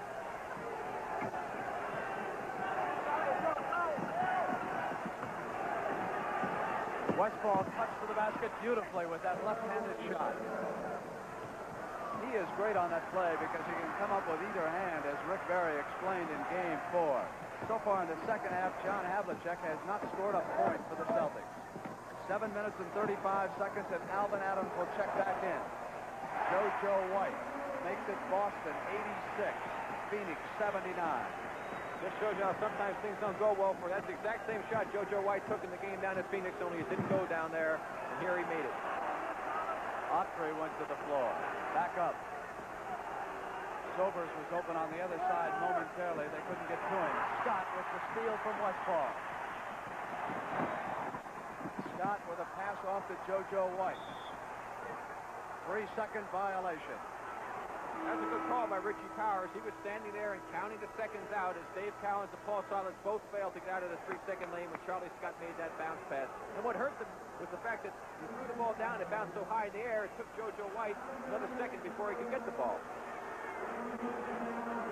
There's Alvin Adams, number 33.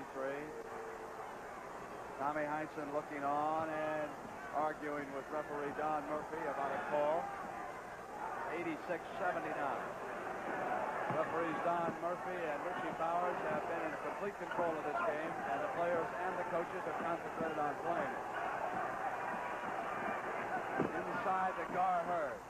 Battle underneath. Curtis Perry once, twice, still has control, and in it goes. He was like a volleyball player. Well, he had some dedication on that play. There's no way he was going to be denied that basket.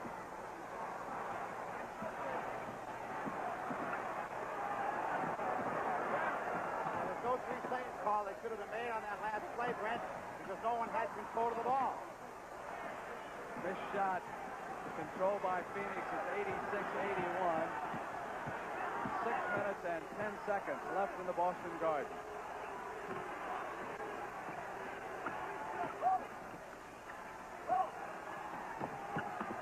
Sobers was coming in on the drive and gave it up.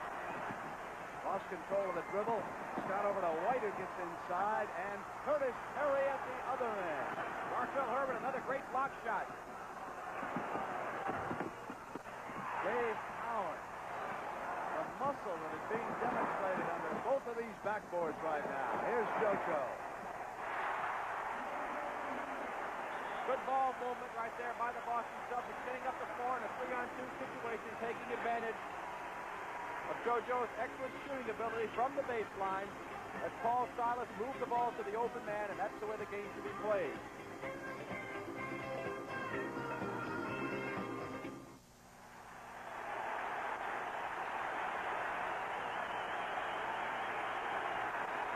Phoenix is not the only city that can explode over its NBA team.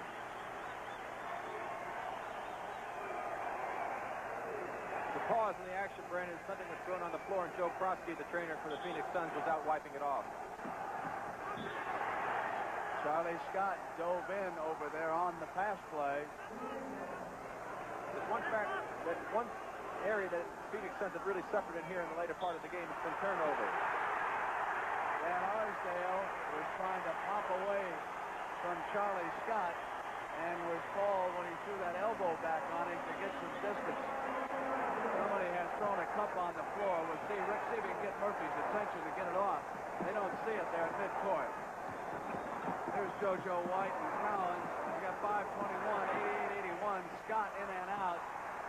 Celtics still with control, and nobody has got that off the floor. I'm so frightened when I see something like that. Somebody going to slip on it.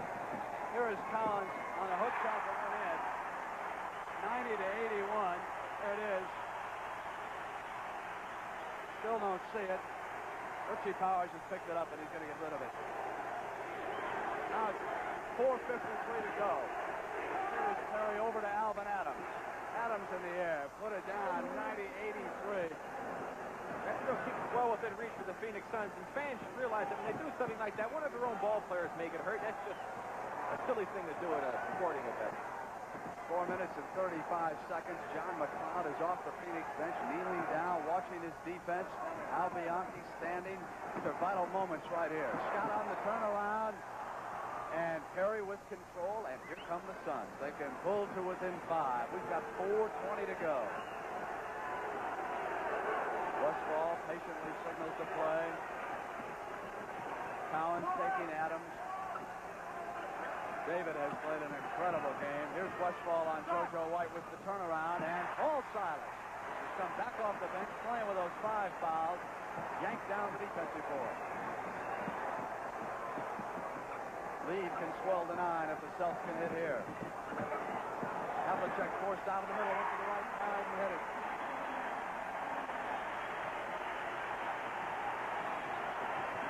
Big series coming up now for both the Celtics on defense and the Suns on offense. 3 minutes and 35 seconds to go in regulation time. A 9-point Celtic lead. Westphal made it 7. Well, the Suns came through with the offense, and this time the roles are reversed. Celtics, of course, needing to get a good shot, and the Suns must stop them. Ricky Sobers will be checking in. Silas goes down inside, so Hurd has to stay with him, and Cowens missed, and Adams control.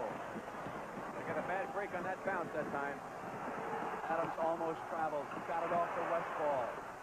Oh, Westphal with back-to-back baskets has made it 92-87 right now.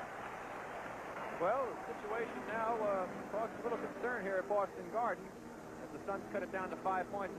With 2 minutes and 58 seconds to go, there's still plenty of time in this basketball game. Tom Heinsohn, I'm sure, trying to get his team to get some inside action going. They've been most successful with the inside game. Phoenix, meanwhile, is going to try to find some way to shut down that inside game, control the defensive boards, and then come down and patiently run their offense, which they do so well. And you have to give the Phoenix Suns credit for hanging tough. This is something they've done throughout the last 2 playoff series when it looks like they're about to fold, or should fold, I should say. They just hang tough, and they have so much confidence in John McLeod's offense that they stick to it, and they seem to be successful in the crucial situations.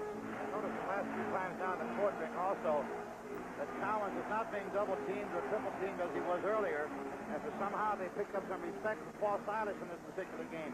All I heard is going back to his man, leaving Cowens free to wing to the hoop. Saw John McLeod there mapping out some strategy on the paper, and as Paul Westphal said, he feels that the players are an extension of their coach when they're out there on the floor, and I think that's very well put.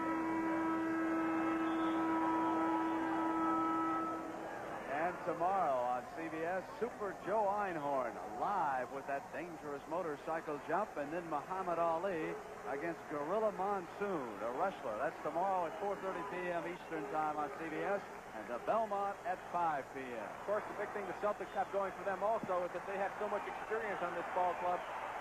They invariably come up with what has to be a big play for them. They will get the ball inside. They will work around on picks and screens, move the basketball, and generally do the right thing. That has been the key to their success throughout the years.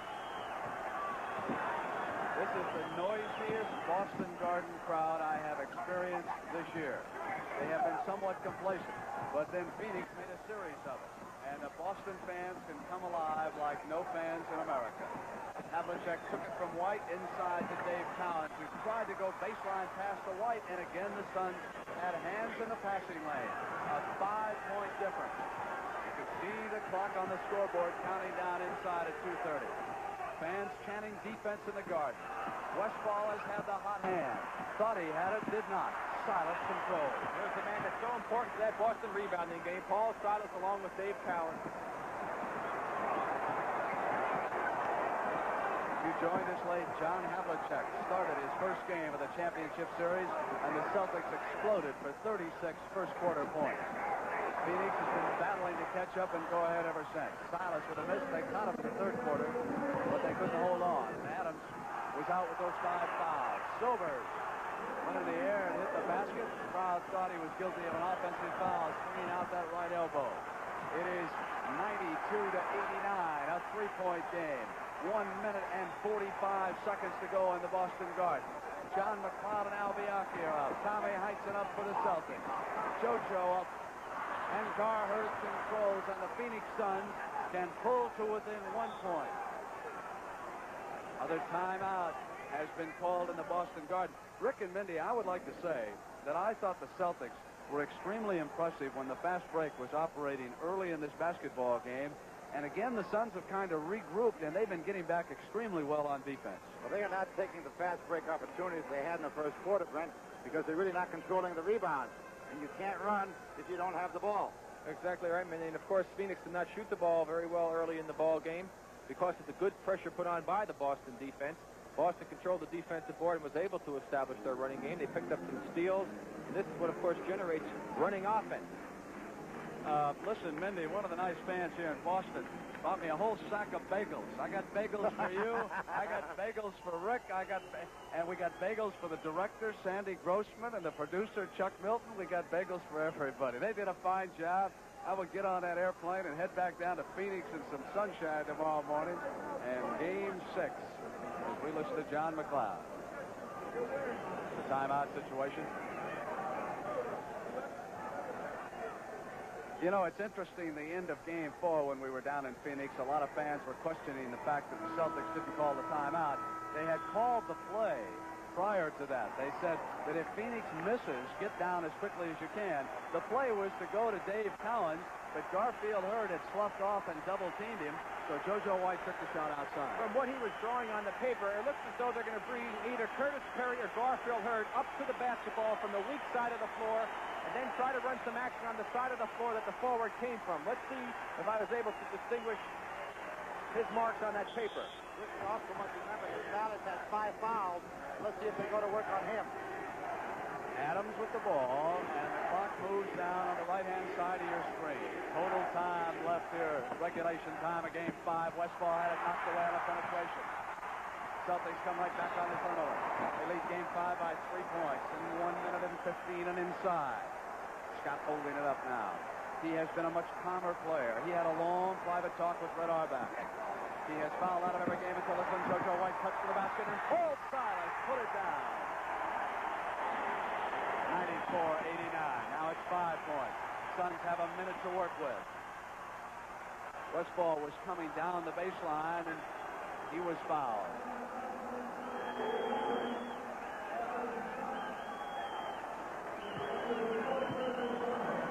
Was not shooting, and of course they are not yet in the penalty, so they'll have it out on the side. 14 fouls against Boston, 3 against Phoenix. Westphal turnaround.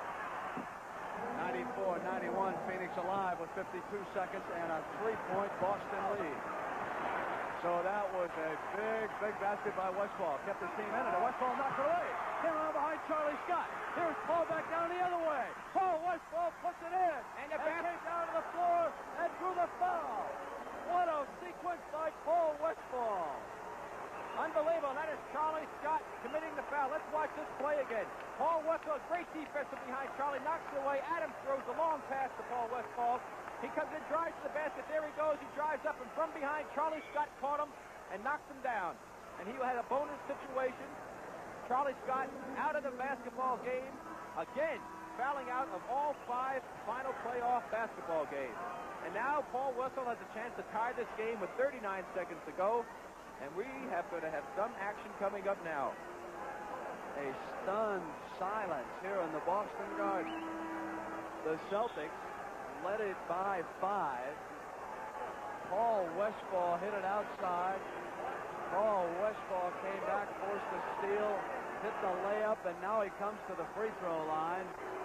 And he's been a big spark plug. He has scored 8 of the last 10 points, made the great play, knocking the ball away from Charlie Scott. 2 chances to make one to tie this basketball game. That's one of the greatest individual efforts I have ever seen in a basketball game, right there by Paul Westphal. I want to tell you. That race was 2 years ago during the playoffs, and Dave Cowens made an unbelievable steal in the backcourt off of a guard on a switch-off play and ran and dove for the ball. That was a fantastic effort. This half the rate along with that. Mindy, were you working that game 2 years ago? I was working that ball game. Yes, I was. And we weren't too sure at that point whether there was a 24-second violation involved in that game. And there was. Cowens just made a super play. He's that kind of a player. Let's watch here and see what Tommy Heinsohn has diagrammed if we can. Tommy Heinsohn goes to that notepad.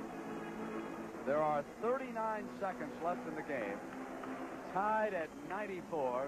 The Celtics led by 22 at one point. The situation right now is this. The Phoenix Suns, of course, must play excellent defense to try to stop the Celtics from scoring a basket. If they are able to do that, make them use up at least 10 seconds on the clock playing tough defense, and if the Celtics do not score, they then will be in a situation where they can take the last shot of the ball game and either go into overtime or win. That would be the ideal situation. From the Celtics standpoint, they may want to try to come down and get a quick play inside like they were able to do in Phoenix the other afternoon. If they can do that, the other evening, that is, they have a situation then where even if they don't score, if Phoenix comes down and does score, they still have the chance of the last shot to tie. Now, the play that Tommy Heinsohn wanted at the end of Game 4 was the pass to Dave Cowens cutting through the lane, and he rolls it up. Now, that was taken away because Garfield Hurd had sloughed out of Paul Silas. The crowd urging the Celtics on here in the Boston Garden. The Phoenix Suns must now put a lot of pressure on this inbound pass. Make it tough to get the ball in. Try to keep them outside, eat up the clock as much as possible, and hope that they miss. And as I pointed out again, Boston's got to try, at least in my opinion, to get the ball to the basket with a good shot in a relatively short period of time to try and take advantage of the clock. Don Nelson will throw the pass in. White, Silas, Cowens, and Havlicek, and Phoenix is not yet in the penalty. Right, Only 3 fouls against them. They have 1, but I don't think they should take it right now. They still have a chance to play good defense and save it for the last few seconds if See necessary. what they come up with. JoJo White came out. Sobers on him. Clock starts down. Game is all tied. Adams fronts Cowens. Nelson. They're watching for Cowens inside. Perry had sloughed off. Here's White from the top of the circle. And it was Cowens, and it was blocked by Garfield That's Hurd. a foul. There was A foul is being called. outside. A foul is going to be called, I think. Let's see if Don Murphy's calling. Let's watch Murphy's the replay. going over to see Richie Powers. The replay here. Watch. There's call. There he is. Dave Cowens jumps Garfield Hurd off without any question. Don Murphy made a good call. You see the replay. If we can show that back again, please. We're going to take a look at it. Watch Cowens. It's very obvious. Watch his right arm. There's Perry. Watch his right arm. Right there. Takes his arm to give Perry the shove, picking up the foul going over the back. That Perry with is a gutsy call in the Boston Garden.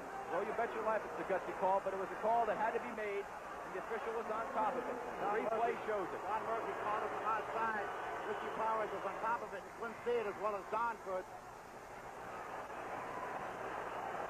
Curtis Perry's biggest free throw of his career. Missed it, and it's a one-point game, and immediately Silas has got timeout with 22 seconds.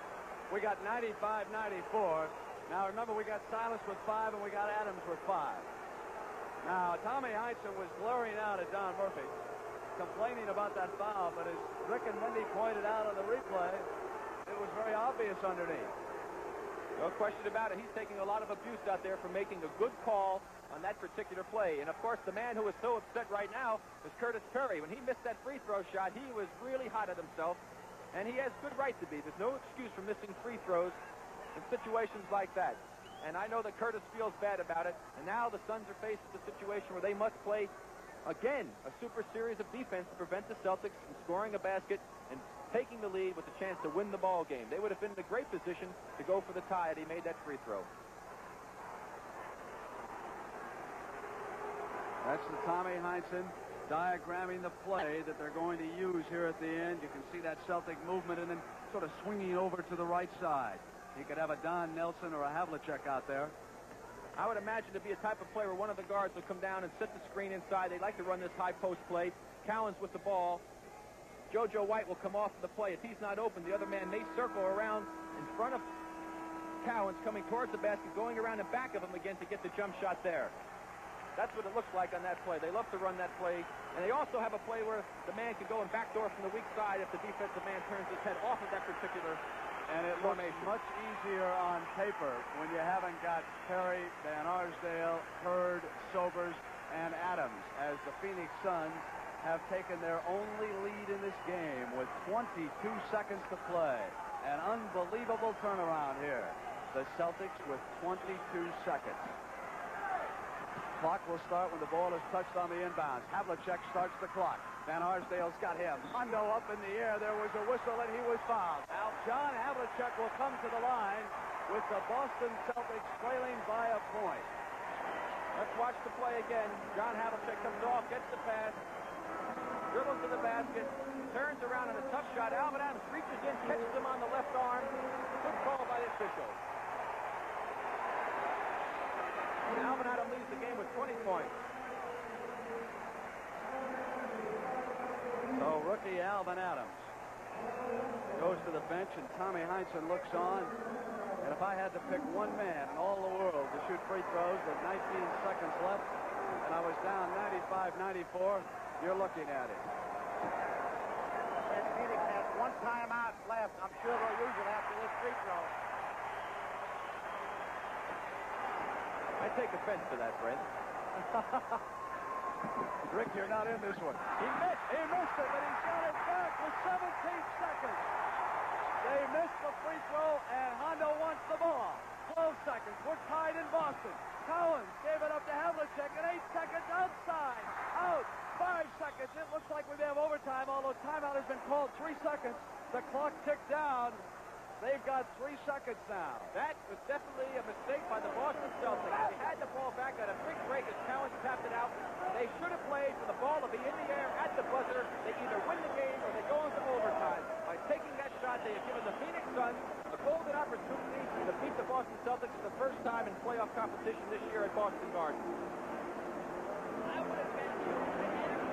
In 3 seconds, Brent, is a lot of time, especially when you get the ball up. Tommy Heinsohn and Curtis Perry there with Richie Powers. Perry was in conversation, and Tommy ran down. There's the ball. He calls timeout. There's 4 seconds on the clock. Richie looks as though he's signaling, or Murphy looks like he's signaling back here for the timeout. He starts to walk, and the clock then goes down to 3 seconds, and that's what the complaining is about. They want the 4th second. Immediately, the coaches of Phoenix came off the bench, and it is the 3rd official who can be conferred with now. Can't he, Mindy, in this situation? Yes, he can. And what happened on the play, obviously, Brent, is by the time Murphy blew his whistle to recognize the timeout, a second flick. And that can happen very, very easily. It was less than a second. It could have been only a tenth of a second. It had to expire. And by the time the official scorer flicked that switch back, the clock just barely ticked to 3. Exactly. I am shocked at Boston not holding the ball and waiting for that last shot. Well, I'm also shocked that John Havlicek missed that free throw. Brent, you know, that's what happens when we talk about things like that. We've seen the snake bite people. I couldn't believe it, and then the ball bounced right back to him out of the hoop. Let's take a look at that sequence again, Rick. All right, here's John Havlicek. Plenty of time left. He's taking this shot with 8 seconds to go. That's far too many seconds on the clock. The ball bounces off. We'll get the ball. He's got it. He calls time. He signals timeout. Looks like he's starting to wave for timeout with 5 seconds to go, and that clock goes all the way down to 3 seconds. Looks like they might have had a pretty good reason to complain. That replay, Rick. Somewhere along the line, we lost a second, yes. Now the Celtics will use that great pressure that they usually put on. Jim Ard is in the ball game to pick the man up, taking it out of bounds. Who's going to be Gar Hurd. Gar Hurd standing right in front of me here at the table. Jimmy Ard is on him. Won't start till it's touched. And Cowens is out there, and we've got overtime in the Boston Garden.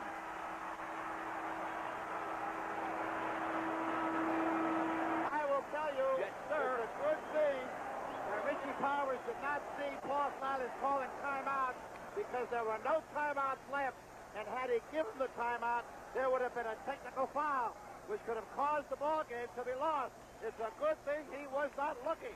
Well, I like to see this again. Let's take a look at this minute. Here's the pass. It was a bad inbound pass. 3 seconds, it bounces around. He's got the ball. Now watch Paul Silas. He definitely signals for timeout, and the official does not grant it. If he had granted it just 1 second to go, he's looking right at Richie Powers signaling timeout. Now, I don't know how Richie Powers did not see that, but the Celtics are very fortunate that he did not acknowledge it, as Mindy pointed out, because that is a technical foul in the NBA. 4 of Game 6 of a championship that no one will ever forget between Boston and Milwaukee. I had the pleasure of being on the broadcast team for that one, Brent, and I still say in my mind that was the greatest basketball game I have ever seen. The intensity, the tremendous pressure situations that developed, and the way that the players and the officials and the crowd all responded to them was something that I will never forget. Brent, let's set the scene here now. Each team is allowed 2 timeouts. Each team is allowed to commit 3 team fouls. Once they commit the 4th team foul, we go into the penalty situation. In the last 2 minutes of the overtime, they're allowed to commit only 1 team foul, regardless of the previous number. So we set up with 2 timeouts, everything with 5 minutes. We've got an overtime. I'll tell you, this is really something. Even Beth Havlicek and the other Boston Celtic players' wives feel the pressure as we start this 5-minute overtime period. And JoJo White's wife comes to her feet. The players come out to center court for fouls now. Keep in mind, Cowens with 4, Silas with 5, and of course, lost in all the turmoil around the end of that game is the fact that John McLeod's starting center, Alvin Adams, fouled out of the game. Charlie Scott fouled out earlier. So we got 2 players on the bench. And the OT begins in the Boston Garden. What a series this has become. Cowens cutting off. Suns got their hands on the ball, but again, the Celtics save it. Havlicek to Nelson. Nelson shoots it. And inside, Paul Westphal is hurt. And Paul Silas with another super offensive rebound. That man is incredible underneath those offensive boards. Paul Westphal is limping badly to the other side of the timeout, floor. Rick. Right now, they went to the injury timeout. Interesting point here. If they had called an injury timeout in the second half, they did not call an injury timeout in the overtime. So what will happen is they will be charged with a regular timeout. No penalty, just a timeout. Timeout! They charged it, which is exactly what that conversation was about. Let's take a look and see if we can find out what happened to Paul Westphal. Here's the replay. The pass into Havlicek. It's knocked out. Havlicek crashes into Paul Westphal as he follows through. Or Dave Cowens crashing into him as Havlicek gets the ball back, and you see Westphal rolling on the ground hurt.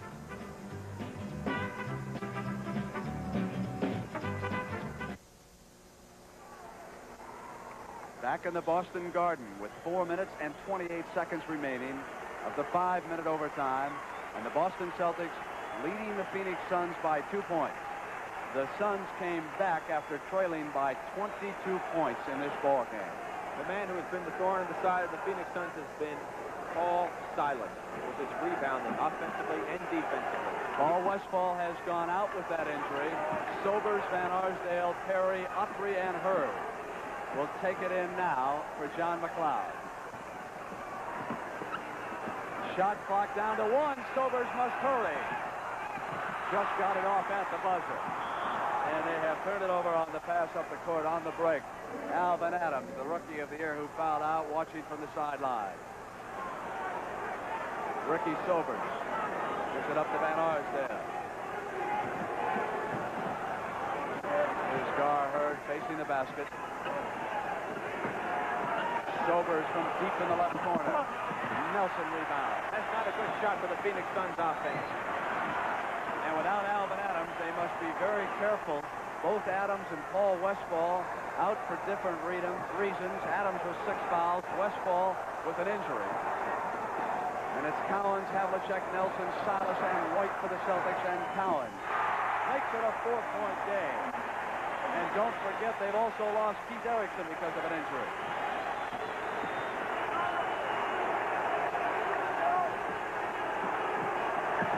Curtis Perry.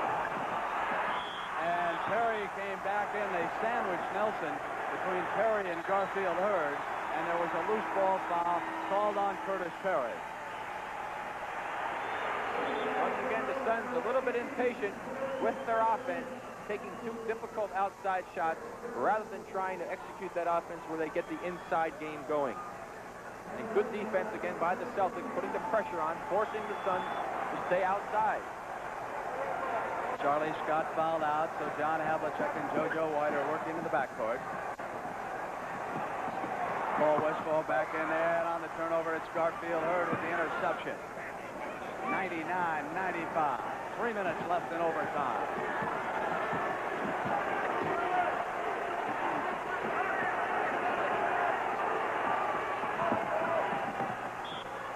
Hurd and Silas collided, and a blocking foul is called down inside. Paul Westphal has picked up an offensive foul, Brent. On the move, he ran into Paul Silas as Gar Hurd was making the move to the basket, and that was just a mix-up on the offense.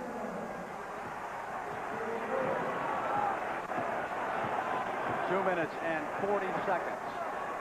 Celtics leading in overtime by 4.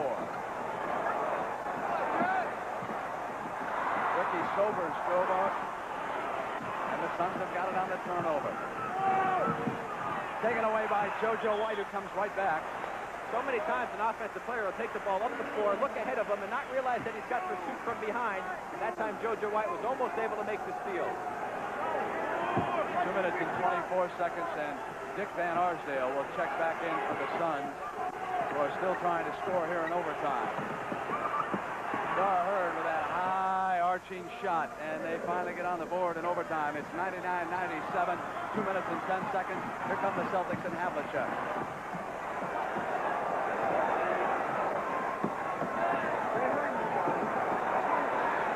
JoJo White.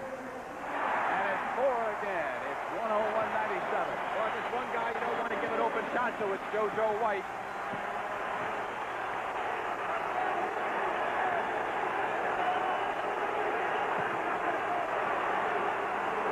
Celtics pressure defense, taking that shot clock down to 5 seconds.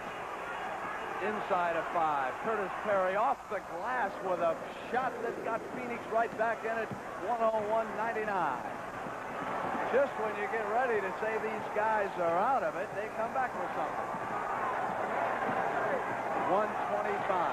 2-point basketball game in overtime. Here's Paul Silas. Westphal jumped over. Nelly gave it up to White.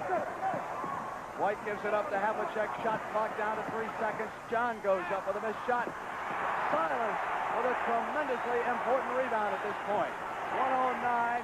Nelly's shot not there. Cowens got up. Wouldn't fall. Autry with control. The Suns can tie it. Inside of 1 minute left in overtime.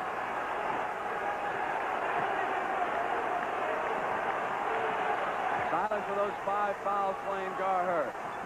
Autry gave it up to Sobers. Hurd is inside. High arch goes right straight through. It's tied with 45 seconds. We're going to have a timeout here in this overtime. What a performance by both these basketball teams in the 5th game of this NBA championship. The series is tied at 2 apiece. So's game 5 in overtime.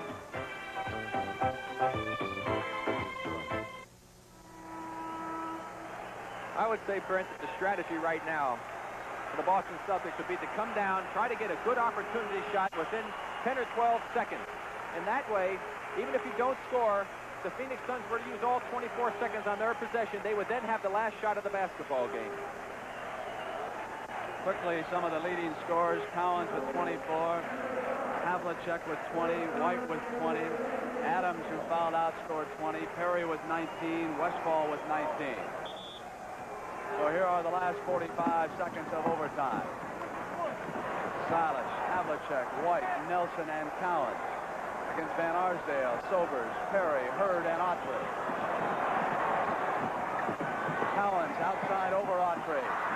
And Curtis Perry got out there, and the Suns have used up their last timeout with 29 seconds to go, and the score tied. And now what will they do strategically, Rick? Well, I would imagine that they're going to use up as much as the clock as possible. Try to get down inside, running their offense. Try to get the basket with maybe 1 or 2 seconds only to go on the 24-second clock. If that were the case, then, of course, the Celtics would only have 6 or 7 seconds to come down and try and generate something on their end. They, of course, would call a timeout to get the ball up at half court to take advantage of that extra 45 feet. And somebody else is hurt over there. Curtis Perry is being attended to, as you see in the right corner of your screen. That looks like a cramp. Looks like a cramp in his knee or either his calf, and he is being worked on. Phoenix coach John McLeod setting the strategy. More of the same Sunday afternoon on CBS. Game 6 out of Phoenix, 3:30 p.m. It's a leg cramp. Curtis Perry is having his left calf worked on by Joe Prosky. He's worked very hard here. And here we can see the play being put down on the floor. He's back up. Looks like he's going to be okay. Let's see if we can see this play. There's all the men in their position. Got a head in the way, unfortunately. Going to have a man cut through, come off the screen down by the forward. It's going to be the guard. That's Paul Westphal. P for Paul and R for Ricky. Looks like Paul's going to come down off the screen down low by one of the forwards coming out to the left-hand corner of the court for the jump shot. But when they're going to do that remains to be seen. 29 seconds. The clock will start when it is touched on the inbounds pass. Paul Silas over here on Garfield Hurd. And Kevin Stakem is coming in for the Boston Celtics. Steve Kaversky goes out. So we have Havlicek, White, Stakem, Silas, and Cowens. Autry popped out to take the pass. Now let me watch Paul Westphal. Watch the clock go down. Paul is watching it himself. See how far they take the shot clock down. Well, they start the play, and Autry was fouled. Celtics, of course, have that one foul to use. They elected to take it now. Of course, that now gives the Phoenix Suns a new 24 seconds. They won't need it, Rick. There's only 17 left. It's only 24. There's 17 left, so they can now play to take the last shot and either go into overtime or win the game. So it is down to that. Autry and Hurd, confusion on the inbound pass. Cowens all over Garfield Hurd. Here is Ricky Sobers. Clock goes down inside of 10 seconds. Handful of seconds, tied at 101. Sobers gave it up. And the Celtics have used their timeout with 3 seconds to go. That is the last timeout. Ricky Sobers gave it up as he went over to the left baseline. Here's the play again. Well, we saw the play after JoJo had knocked the ball away. Sobers didn't have any place to go. He was in a lot of trouble, tried to force it, and it did not work. They just got to make sure the ball is... We are back for the final 3 seconds, and Mendy Rudolph has just pointed out that the Phoenix Suns have a foul to give, and they will probably give it Rick Barry right away. They should, and the only thing they have to be careful of is that the man does not begin his shot as they're taking the foul. But they do have one to give. They should put a lot of pressure on. When the ball gets inbound, if the man tries to put it on the floor, he should attack him right then. The only thing he can... certain, Rick, that the ball is passed in first, because if it's not, you must shoot that ball. And also, got to release. Clock doesn't start till we get it touched on there. So that's very important. Here comes Nelson with those 3 seconds. Started. Havlicek down to 2. Havlicek deep in the corner. Nelson was flying toward the basket, collided at the buzzer. No foul. No foul underneath. John McLeod thinks that Autry was fouled as Nelson came flying down the lane. And these two teams are going to go into a second overtime. There's John Havlicek coming off. Gar Hurd with him. Goes up, lays his feet. John gets him out of position. Got the shot, but it just won't go. You see Nelson driving in there, making contact. No foul being called. But I am still surprised that if John Havlicek made that move to the corner, why the Phoenix Suns did not take a foul, especially since Garfield Hurd was in a situation where he did not have to worry too much about fouls because he only has one. I want to tell you, there were 3 full seconds on that clock. Well, at home, that's supposed to be that way. Let's take a look again. 3 seconds. The ball given to Don Nelson. Now we'll watch the inbound pass. And John Havlicek breaks to the top of the key, catches the ball. Boy, he took a couple of dribbles there before a second even went off the clock. That's what you call a good timekeeper at home. That's the old Boston 1001. And we're going to go to double overtime. A second 5-minute OT. And you can take a look at some of the leading scores right here. Cowens with 22, Adams with 20, of course, is out of the ball game right now. JoJo White with 20, John Havlicek with 20, Curtis Perry and Paul Westphal. This has been some ball game. Somebody got it over here. So. This is WGBH TV Channel 2 in Boston. We're going back to that second overtime in just a couple of minutes. Again, Brent, each team on the 4th team foul goes into the penalty. 2 timeouts again for both clubs. And the man who I think, once again, has been a big key for Boston, Paul Silas, has played a lot of minutes with 5 personal fouls, and he has been a terror on the offensive and defensive board for those Boston Celtics. Let me set the lineups as you take still another look at the Sports Spectacular reminder for tomorrow. Super Joe Einhorn in that world record motorcycle jump, Muhammad Ali in the Belmont Stakes, and second overtime underway. Suns win control with Van Arsdale, Sobers, Perry, Hurd, and Opry against White, Havlicek, Silas, Nelson, and Cowens. Opry out far from the basket, gave it to Ricky Sobers. Gar Hurd on the turnaround short for that high arching shot. I don't know why he doesn't take Paul Silas to the basket. He has 5 fouls. He doesn't want to pick up that 6th one, and yet he continues to take the outside shot, even though he did make 4 of the 6 points for Phoenix in the first overtime.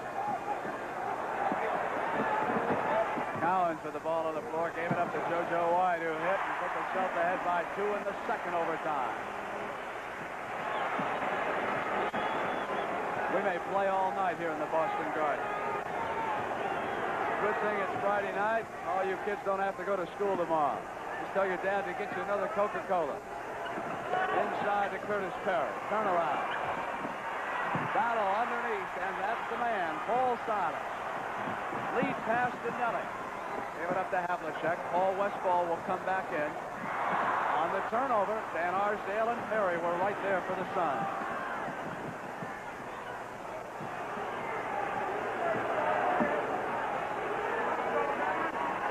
Sobers takes it back from Perry, gets inside and ties it.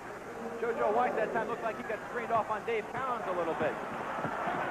3 minutes and 30 seconds left in the second overtime. Nelson went down and there was no foul. Dick Van Arsdale really crashed into him, but the officials didn't see it. Shot clock down towards 5 as Havlicek sent it sailing to White. And with 3 seconds to go, White puts himself up by a field goal. Oh, you get the feel of that ball. JoJo had to put it to the court just one time. 105-103. There are a lot of believers in the Phoenix Suns tonight in the Boston Garden.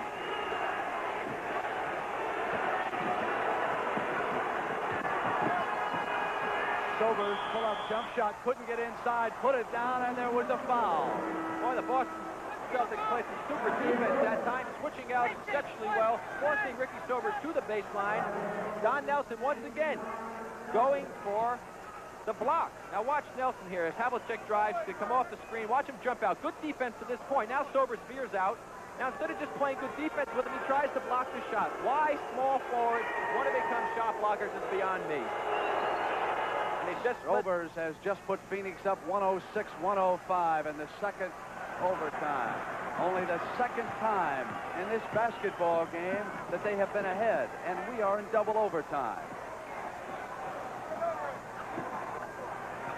They're really looking for JoJo White. Cowens has it, moving on Autry, got Autry off his feet. Drew the foul, bench can't believe it. He came flying off of there with that whistle. whistle. Autry hacked, and for Autry, that is his 5th foul. And remember, Adams already is out of the game. All right, here's the play again. The ball will go into Cowens from Nelson. Now watch him make his move to the middle. There he makes the move. He'll give a big fake. Autry jumps on him, goes by him. Autry claims that he did not hit him. Official said he got the foul and caught him on the elbow. As Dave Cowens will go to the free throw line. Westphal going back toward the sideline.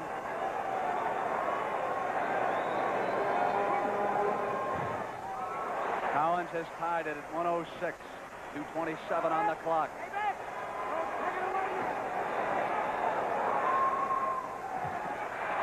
Cowens has put the Celtics ahead by a point on those 2 free throws.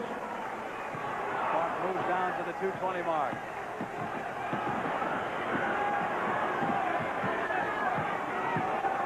Sobers and Van Arsdale on McLeod's backcourt, and Van Arsdale wants to go down in with Havlicek.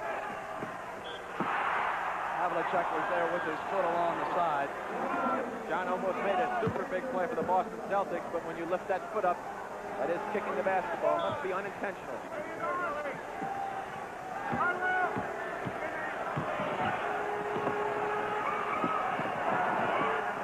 Sobers trying to put Phoenix ahead. Cannot, and Cowens skies for the rebound. Inside at 2 minutes here in the second overtime.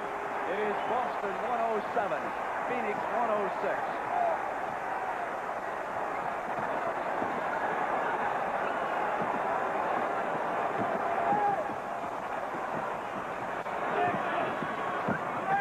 JoJo White against the shot clock, forced one up. And inside Gar Hurd, and John McLeod is going to use one of his 2 timeouts. He trails by a point. He's got 1 minute and 33 seconds up on that clock. Well, there's plenty of time to go in this basketball game. John McLeod trying to map out the strategy, take advantage of calling that timeout in this crucial situation. The Suns usually have responded quite well when John McLeod has called those timeouts.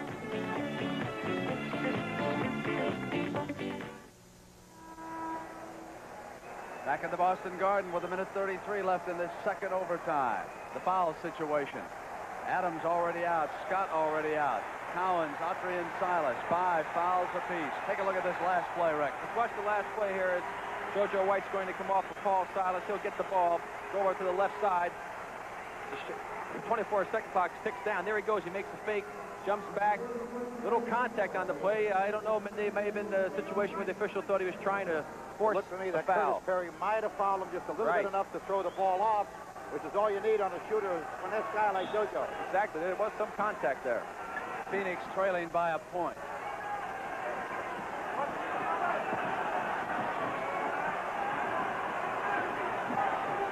Perry took the pass from Sobers, and here's Autry with a shot clock going inside at 10 seconds. Sobers from deep in the left corner misses. Silas with another big rebound.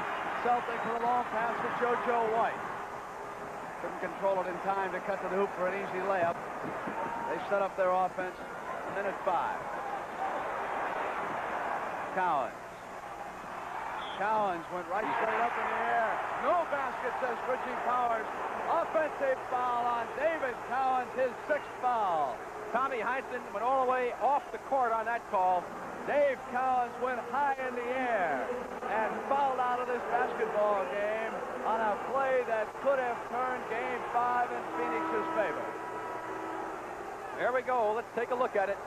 There's the ball from JoJo going into Dave. Watch him get the ball. Be triple teamed right here. Now let's watch the move. Autry still stationary. Moves over. It was there, Rick. It was there.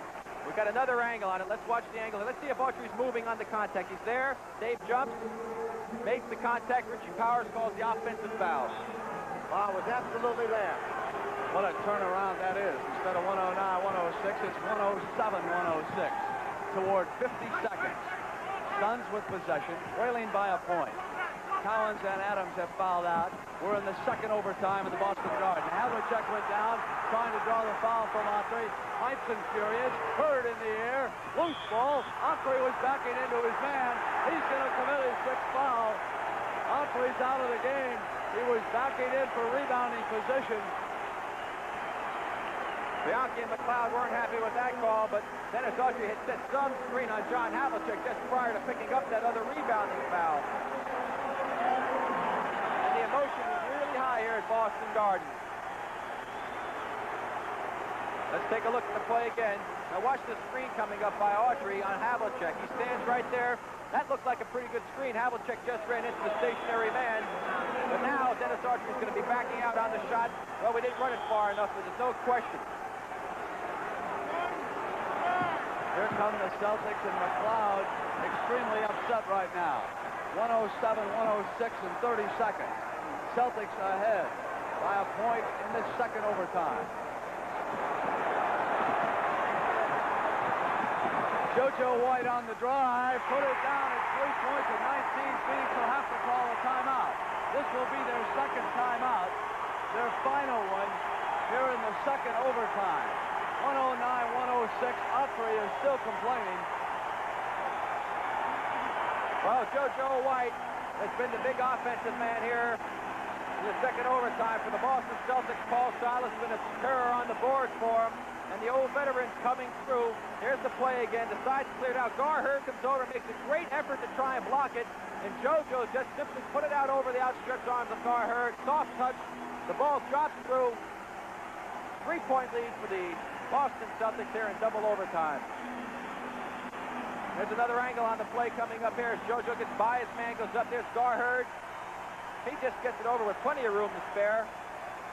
Just a beautiful soft touch drive. And look at the position Paul Silas has. He was inside again. If that ball had missed, he would liable to have tipped it in. He was ready for the offensive rebound. He always is. Ricky Sobers and a fan are into it a little bit over on the Phoenix bench. They've turned Sobers around. There's Sobers. Now he sits back down. 19 seconds to go. Suns trailing it by 3 points. John McLeod back to the drawing board. Well, good, Mindy. The one thing I am certain that the Boston Celtics will not do is to commit any kind of foolish foul on a try for field goal. They will not allow Phoenix to get anywhere near a 3-point play. Well, that's what they should not do. Of course, the Phoenix is smart. They will try to get the ball inside quickly to force the Celtics to have to give them a relatively easy basket and not really play as tough a defense as they would like to. If they can score quickly, they then will have 12, 13 seconds to try and get the ball back from the Boston Celtics. And in that case, we'll talk about the strategy if that happens. Ball is over on this side. Garfield Hurd reminded the referee. Crowd chanting defense. Lumpkin, Westphal, and Van Arsdale on the floor. Van Arsdale with a quick shot. It's a 1-point game again. Just what Rick predicted. Westphal to the corner. Back to Van Arsdale. Perry in the air. Won't go. Havlicek. Perry again. Perry with a jump shot. Put it down. Phoenix has gone ahead. We've got 5 seconds. I don't believe it. I don't believe what I just saw down here. 110 to 109. I got 5 seconds. That was incredible. Where did Westphal come from? Where did he come from? Let's take it. Unbelievable what Paul Westphal does here. Here's the pass coming out of Van Arsdale. He gets the ball. They don't elect to go inside. Now he makes a quick fake to the left. Silas is on him. No foul. They don't want to get it. The shot goes up, and it's in. Now the Celtics try and get it in quickly. Jim Ard throws it over. Look at Paul Silas. Great anticipation, by Westphal. Throws it back in. Van Arsdale. Perry misses. He's going to go hustle after it. He gets it back off of John Havlicek's hand. Still plenty of time to go. Pump fake, and the biggest basket of Curtis Perry's career right there. An incredible turnaround here in the second overtime. Boston has 5 seconds left to make up that point. Here's another angle on it. Look, there was Paul Westphal sneaking over, knocking out of Havlicek's hand. The shot by Perry again, no good. Off of John Havlicek, a tough break for the Celtics. The pump fake, John's up. Now a difficult shot from deep in the corner. Nothing but net for Curtis Perry. The Celtics now faces a situation where they have 5 seconds to try to win this basketball game. So here they come. Nelson, Silas, Havlicek, Ard, and JoJo White against Westphal, Sobers, Van Arsdale, Perry, and Hurd. The final 5 seconds. Everybody on their feet here in the Boston Garden. And everybody will be looking for JoJo White. You can bet on that. Let's see if they try and pull a little switch here and maybe go with Havlicek. But the only 2 good shooters right now, because Nelson's taking out of bounds, are White and Havlicek. Cowens, remember, is fouled out. So is Scott. Here come the Celtics. Clock will start when it's touched. Havlicek touches it. It begins. 3 seconds. Hondo off the glass. He's done it with a second. John Havlicek won it. It's over. No, there's 2 seconds to go. The Boston Celtics, but the clock should have run out. Or did it have two? There are 2 Everybody's on seconds the to go in floor. this basketball game, Brent. The ball went in with 2 seconds to go, and the clock has to stop on a made basket. The Phoenix Suns will get the ball with 2 seconds to go. This game is not over. Richie Powers is in a fight with a fan right here in front. Referee Richie Powers was assaulted by a fan. They pulled the bore off. There the cops out in the middle. They got fans out in the middle of the floor. The Phoenix Suns trying to get it cleared to get the 2 seconds off. Here's Richie Powers now. Don Murphy is over there with him. We've got 2 seconds. You're right, Rick. Murphy just told me. Murphy has verified what you said. 2 seconds left. 2 seconds left in the game. They've got to clear the floor. They've got to bring the Phoenix Suns back. It's not over yet. We've got 2 seconds left in this game. Here goes Now John Havlicek. He's driving. He goes right up. Out. Makes an almost possible shot as he almost hits the floor. Banks it in. 2 seconds to go. The ball had gone through. The clock ticked down to 1, but there was 2 seconds when the ball was in the basket. 111, 110. Double overtime. It's going to take us a while to get this floor cleared off. Murphy told me there were 2 seconds. Believe me, we've got 2 seconds left in this basketball game. And Tommy Heinsohn is back. They know it right now.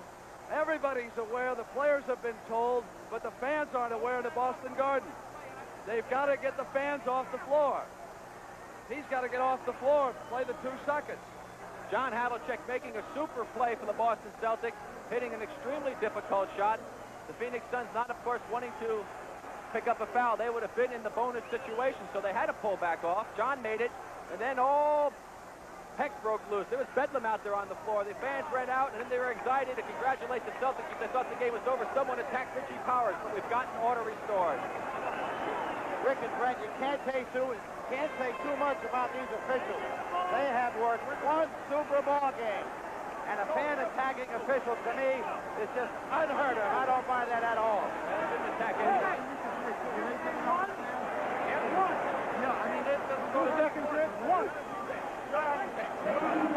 Now let's see if they adjusted 1 second, I believe, is the adjustment. Murphy had said 2. They talked it over. Richie is over. Explained it to John McLeod.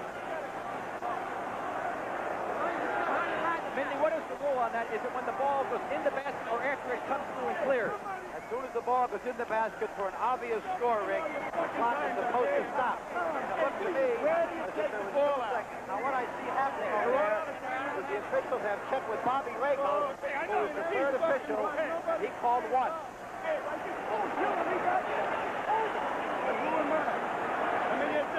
Tommy Heinsohn wants to know where the ball is going to be put in play. Now, it was after a basket, so it should be put in play underneath the hoop. Do they have a timeout left, or have they used both of them? Westphal out there, pleading the Phoenix case with Powers. They're going to call a timeout now. If they have a timeout left, they will call it. Do they have one left, Mindy, or have they used both of them? They not have any timeouts left. I would not be surprised now if they will call an extra timeout to gain the distance and have a technical foul assessed. Let them shoot it. Possibly score from down there.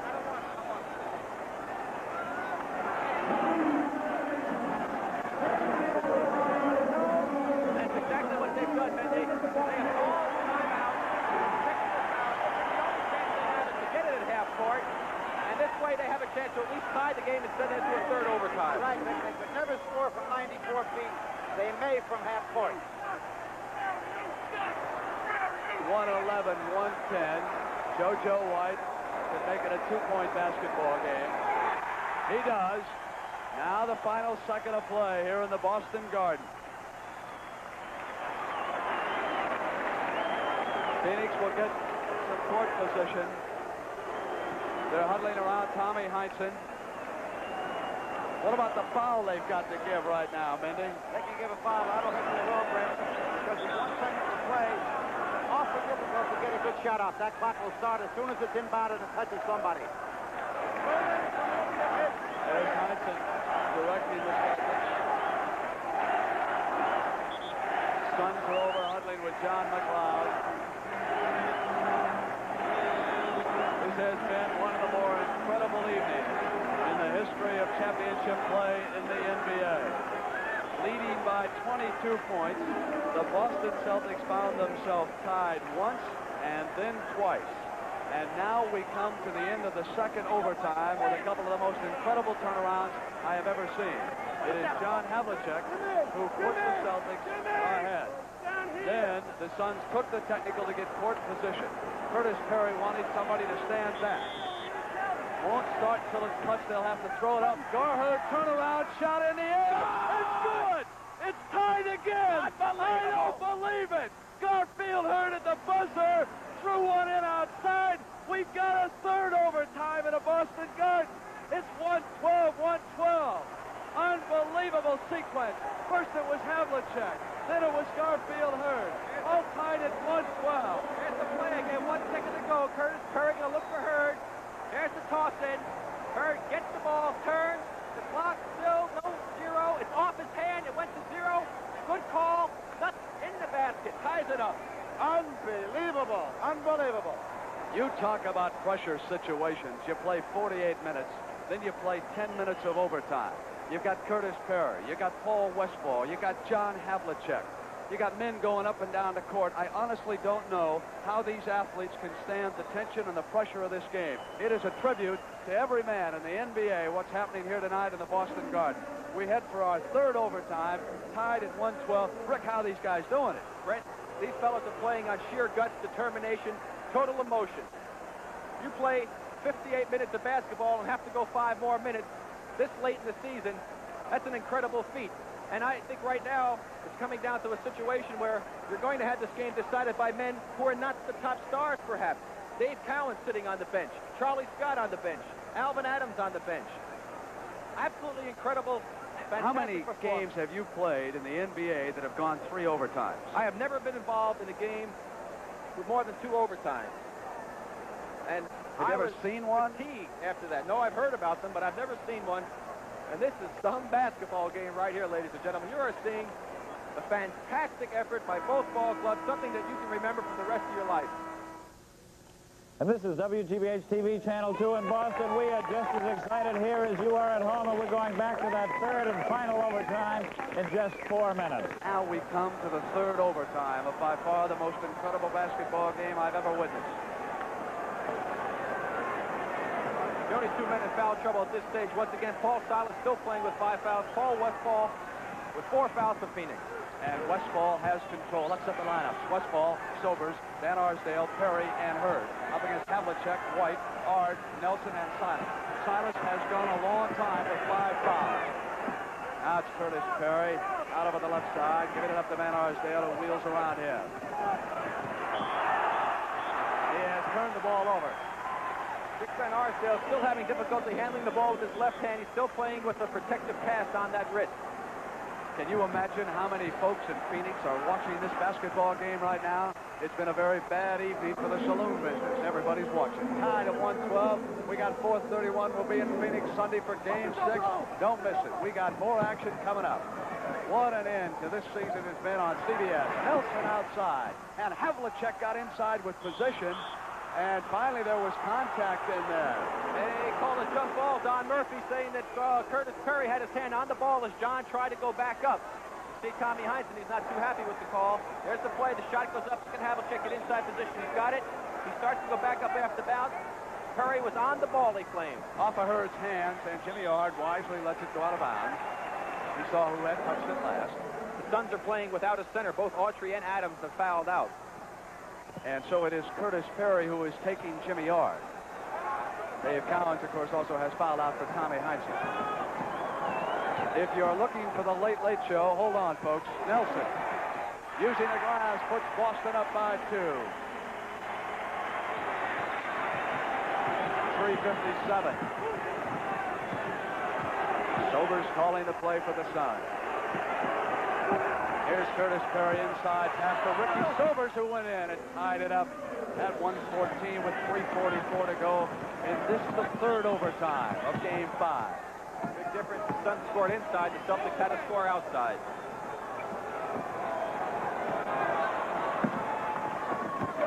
JoJo White gave it up to Ard. Shot clock down toward 5. Havlicek fires in and out, and at the board was Garfield Hurd, and there was contact underneath. And that's going to be Paul Silas has fouled out. Paul Silas is going to join Dave Cowens and Charlie Scott on the bench, and John McLeod and Al Bianchi are up. Just reminding the scoring table that Paul had been playing with those 5 fouls. I'll tell you, he deserves a great round of applause. That man played a basketball game. I'll tell you, that was something.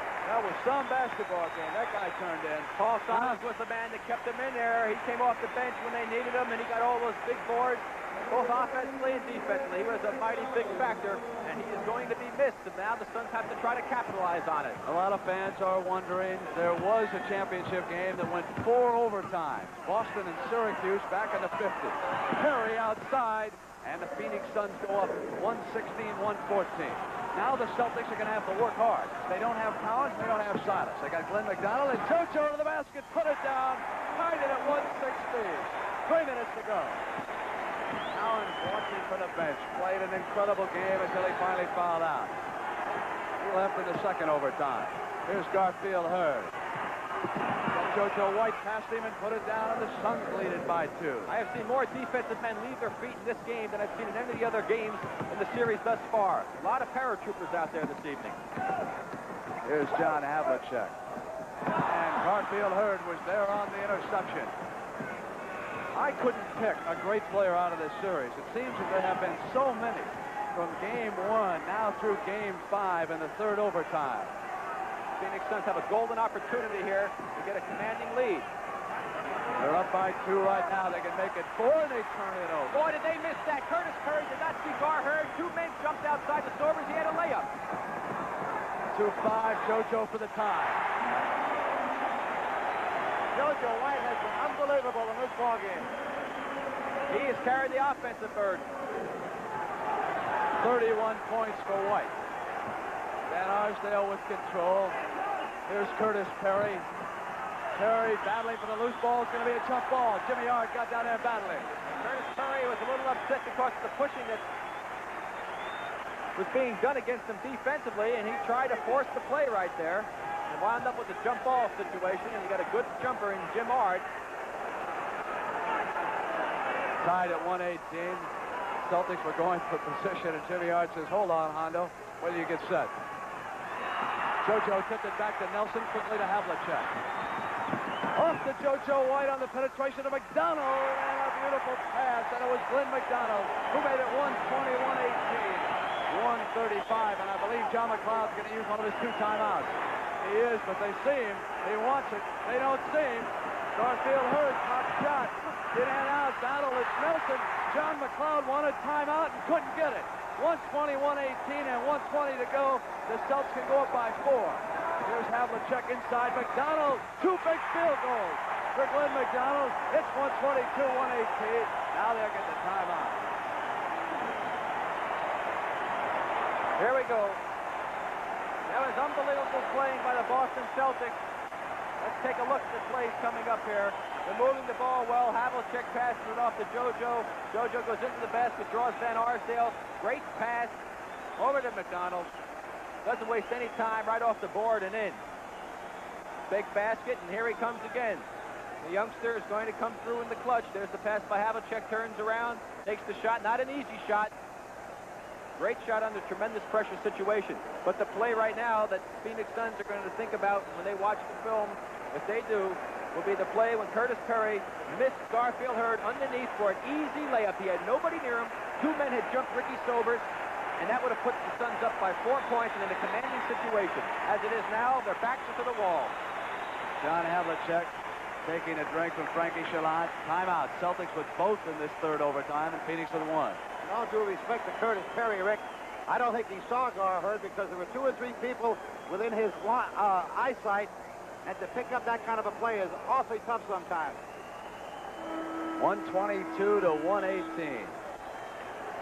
And here in the Boston Garden, there are 12 flags representing 12 different championships. The Phoenix Suns came back in the last overtime from situations just like this, which was a little over a minute ago. If they come down, score a basket, they still have plenty of time to be able to come back and get another one. The Celtics then would be forced into a situation where they must go down and score. So let's see if the Phoenix Suns can rise to the occasion one more time, or if the Celtic defense will rise to the occasion. Glenn McDonald will pick up Dick Van Arsdale. JoJo White has Ricky Sobers. John Havlicek has Paul Westphal. Don Nelson has Curtis Perry, and Jimmy Yard has Gar Hurd right now. Tommy Heinz's defense. Westphal, turn around, win air, 122, 120. Would you believe it? I don't believe the shots would have gone into this basketball game. You're seeing them, but they're still hard to believe. 59 seconds. Hondo off to JoJo. Left side, down, 4 again. What's that? 33 for JoJo. Now it's 4 points in 54 seconds, 124 to 120. They still have plenty of time if they can score a basket here. Here's Dick Van Arsdale up in the air. Glenn McDonald. He's had a big rebound knocked away from him and out of bounds. Foul, Brent, foul. Was a foul on the play. Glenn McDonald had control, and I'll tell you, he's come off the bench and played himself a basketball game. JoJo White is so tired. He is backcourt at the three-quarter line, near half-court, sitting down.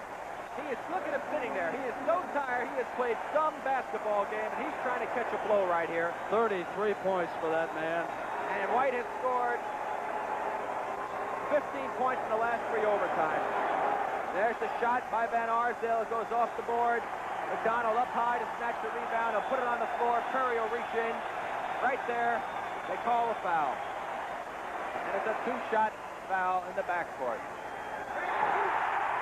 It is an absolute pity that either of these teams has to lose this game. It has been that kind of contest. The Celtics are in command, 126 to 120. Glenn McDonald, 2 big baskets, a pair of free throws, a rebound, came off the bench. He has been a disappointment to the Celtics this year, but here when they most needed it, with guys fouling out, Silas and Cowens out of the game, it was Glenn McDonald, a second-year pro from Long Beach State, who came in and ignited them. We got 36 seconds to go. It's 126-120.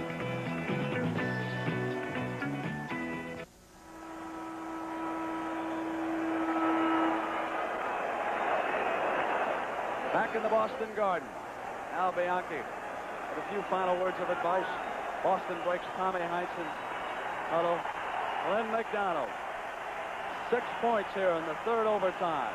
And Rick Barry, just as you predicted to me, it has been that unknown player who came off the bench and turned out to be the star here finally. Well, Brent, I tell you, so many strange things have happened. I wouldn't consider this game over yet. Too many crazy things have taken place. The Suns are liable to get in here, score a quick basket. They made a steal the last time. Let's see what happens. Certainly, the Celtics should be able to control it. If they can't control it from here, they've got some real problems. The crowd already thought it was over once. Here's Ricky Sobers now, trailing by 6 inside, make it 4 now. It's 126-122. Westphal directs the defense, pressure coming.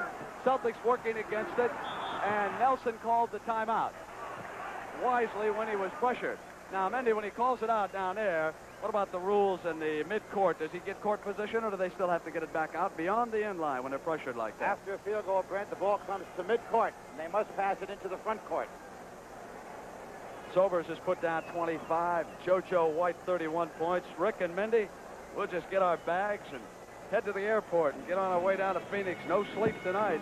That's about the case. The situation now, of course, was probably Tommy Heinz is going to tell the fellas, hold that ball for 24 seconds. If anybody shoots it, I'll liable to come out there and get you. That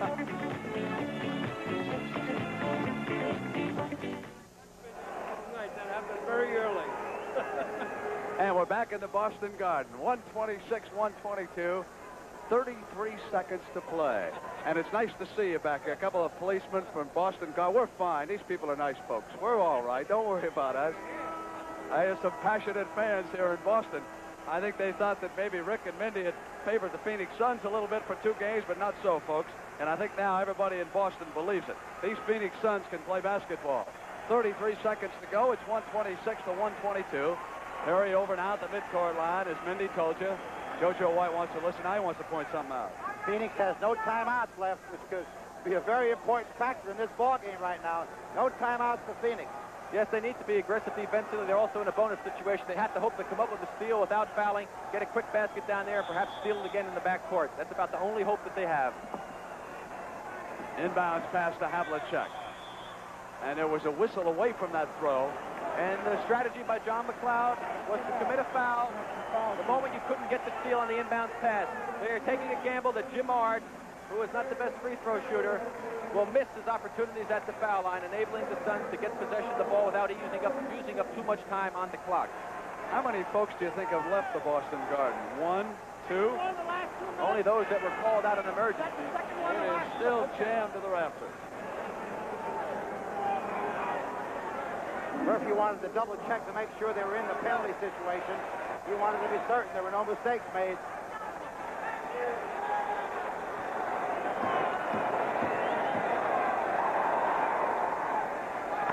It's 127, 122.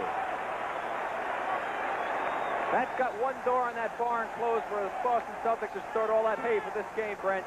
This could put the nail in it. There it is, 128, 122.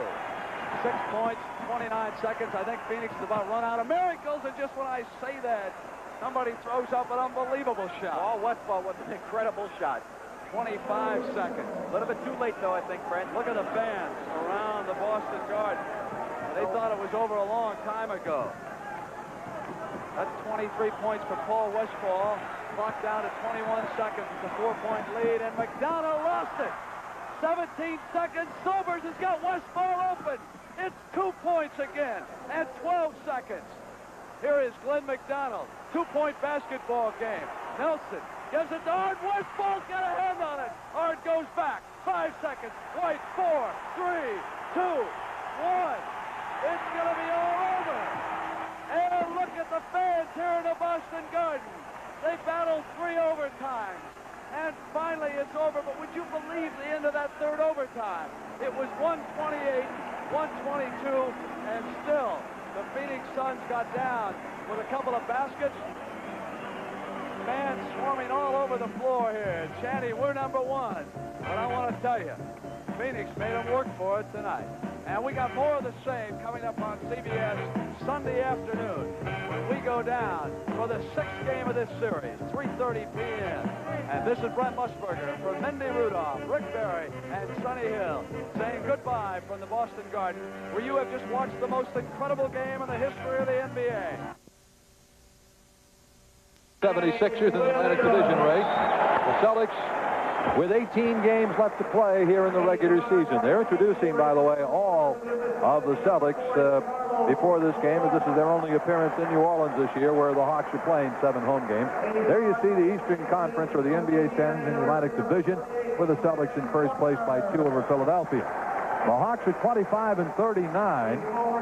They have lost 5 in a row. Their last win came over the Celtics in that surprising victory at the Garden, 114-105 over a week ago. Celtics are 3-1 against the Hawks this season coming into this ball game. Atlanta, with those 5 straight losses, have also lost 8 of their last 9. They're on a downward slide, and they have fallen a game behind Cleveland in the battle for the 8th and final Eastern Conference playoff spot. So, Coos, they are a team that's going in one direction right now. Their last win, oddly enough, was over the Celtics. It almost, yeah. Is that something new this game? We have to use microphones also. It almost seems like they've kind of thrown in the towel. They seem to be a team in turmoil. I think part of it is due to the philosophy change that they've had this year. Mike Patella, the coach, is a UB Brown disciple, and he likes the tenacious defense, the tight pattern offense approach. This is what he tried to implement when he first came to Atlanta. I think management kind of leaned on him this year and said, hey, we got to put some people in the seats. Let's open it up. We want a run and gun type of offense. He made that change early on. But I'll tell you what, they have not been able to implement it, partially because of injuries. He's had a lot of problems with keeping a the same lineup in there, and I guess that's affected it to a degree, but he doesn't seem to have the personnel to play Celtic type of basketball at this point. Yeah. The result is that they're doing neither very well. You know, they're not, although in Boston in that win 10 days ago, they did go back to deliberate ball control. They walked the ball up the floor each time, and pretty much two-man offense with the injuries he's had. And you'll probably see it again tonight. I mean, they narrow it down to 2-on-2 basketball with Eddie Johnson and Wilkins, and all one-on-one in terms of isolating either one of these guys. When they isolate Wilkins inside, when they post him up, they bring everyone outside. They had 3 Rollins out at half court when this was going on to force Robert Parrish out of there. And then they would ISO Johnson on the right side and clear 4 guys out. So he's experimenting, and as I said, they're kind of a team in turmoil at this point. Well, there's some odd statistics when you look at the way these two teams have played each other this season. The Celtics have won 3 of the 4 games. A couple of them have been struggles. The Celtics have a rebounding edge of over 12 per game against this club in the 4 games. 49 rebound average for the Celtics, 37 for Atlanta. Yet the scoring differential is only 2 points, 113 points per game for the Celtics against the Hawks, who have averaged 111 points per game. Another oddity, the Celtics are shooting 51% against the league. Against this team, they're only shooting 48%. The Hawks are shooting 53 against the Celtics. The Celtics have only taken 2 more foul shot attempts against the Hawks than Atlanta has against them in the games that they've played against each other. The Celtics are one of the best teams in the league in holding on to the ball, yet against Atlanta, they've turned it over 17 times a game, and the Hawks have only turned it over 11 times. How do you explain these unusual statistics? Our officials, by the way, Hugh Evans and Bill Sarr. I think it's just a reflection of what we talked about on top. That I think if you were able to go into the league stats, you would find that the Celtics overachieve against the better teams and underachieve against the weaker teams. And it's simply because they don't work as hard against the Atlantas or the Clevelands of the league. And as a result, the stats are affected. Ball handling, foul shooting, because they don't take it to the basket as often, even shooting percentage. I tell you, the game 10 days ago, Atlanta shot at about 58%. Celtics shot at about 47 at home, and they were out-rebounded by a team that you just said, we've been out-rebounding by 12. So they just let down against this club. And they throw the ball away right away. That's any indication we might have the same thing on it. I don't think so. I think the Celtics probably will win pretty good.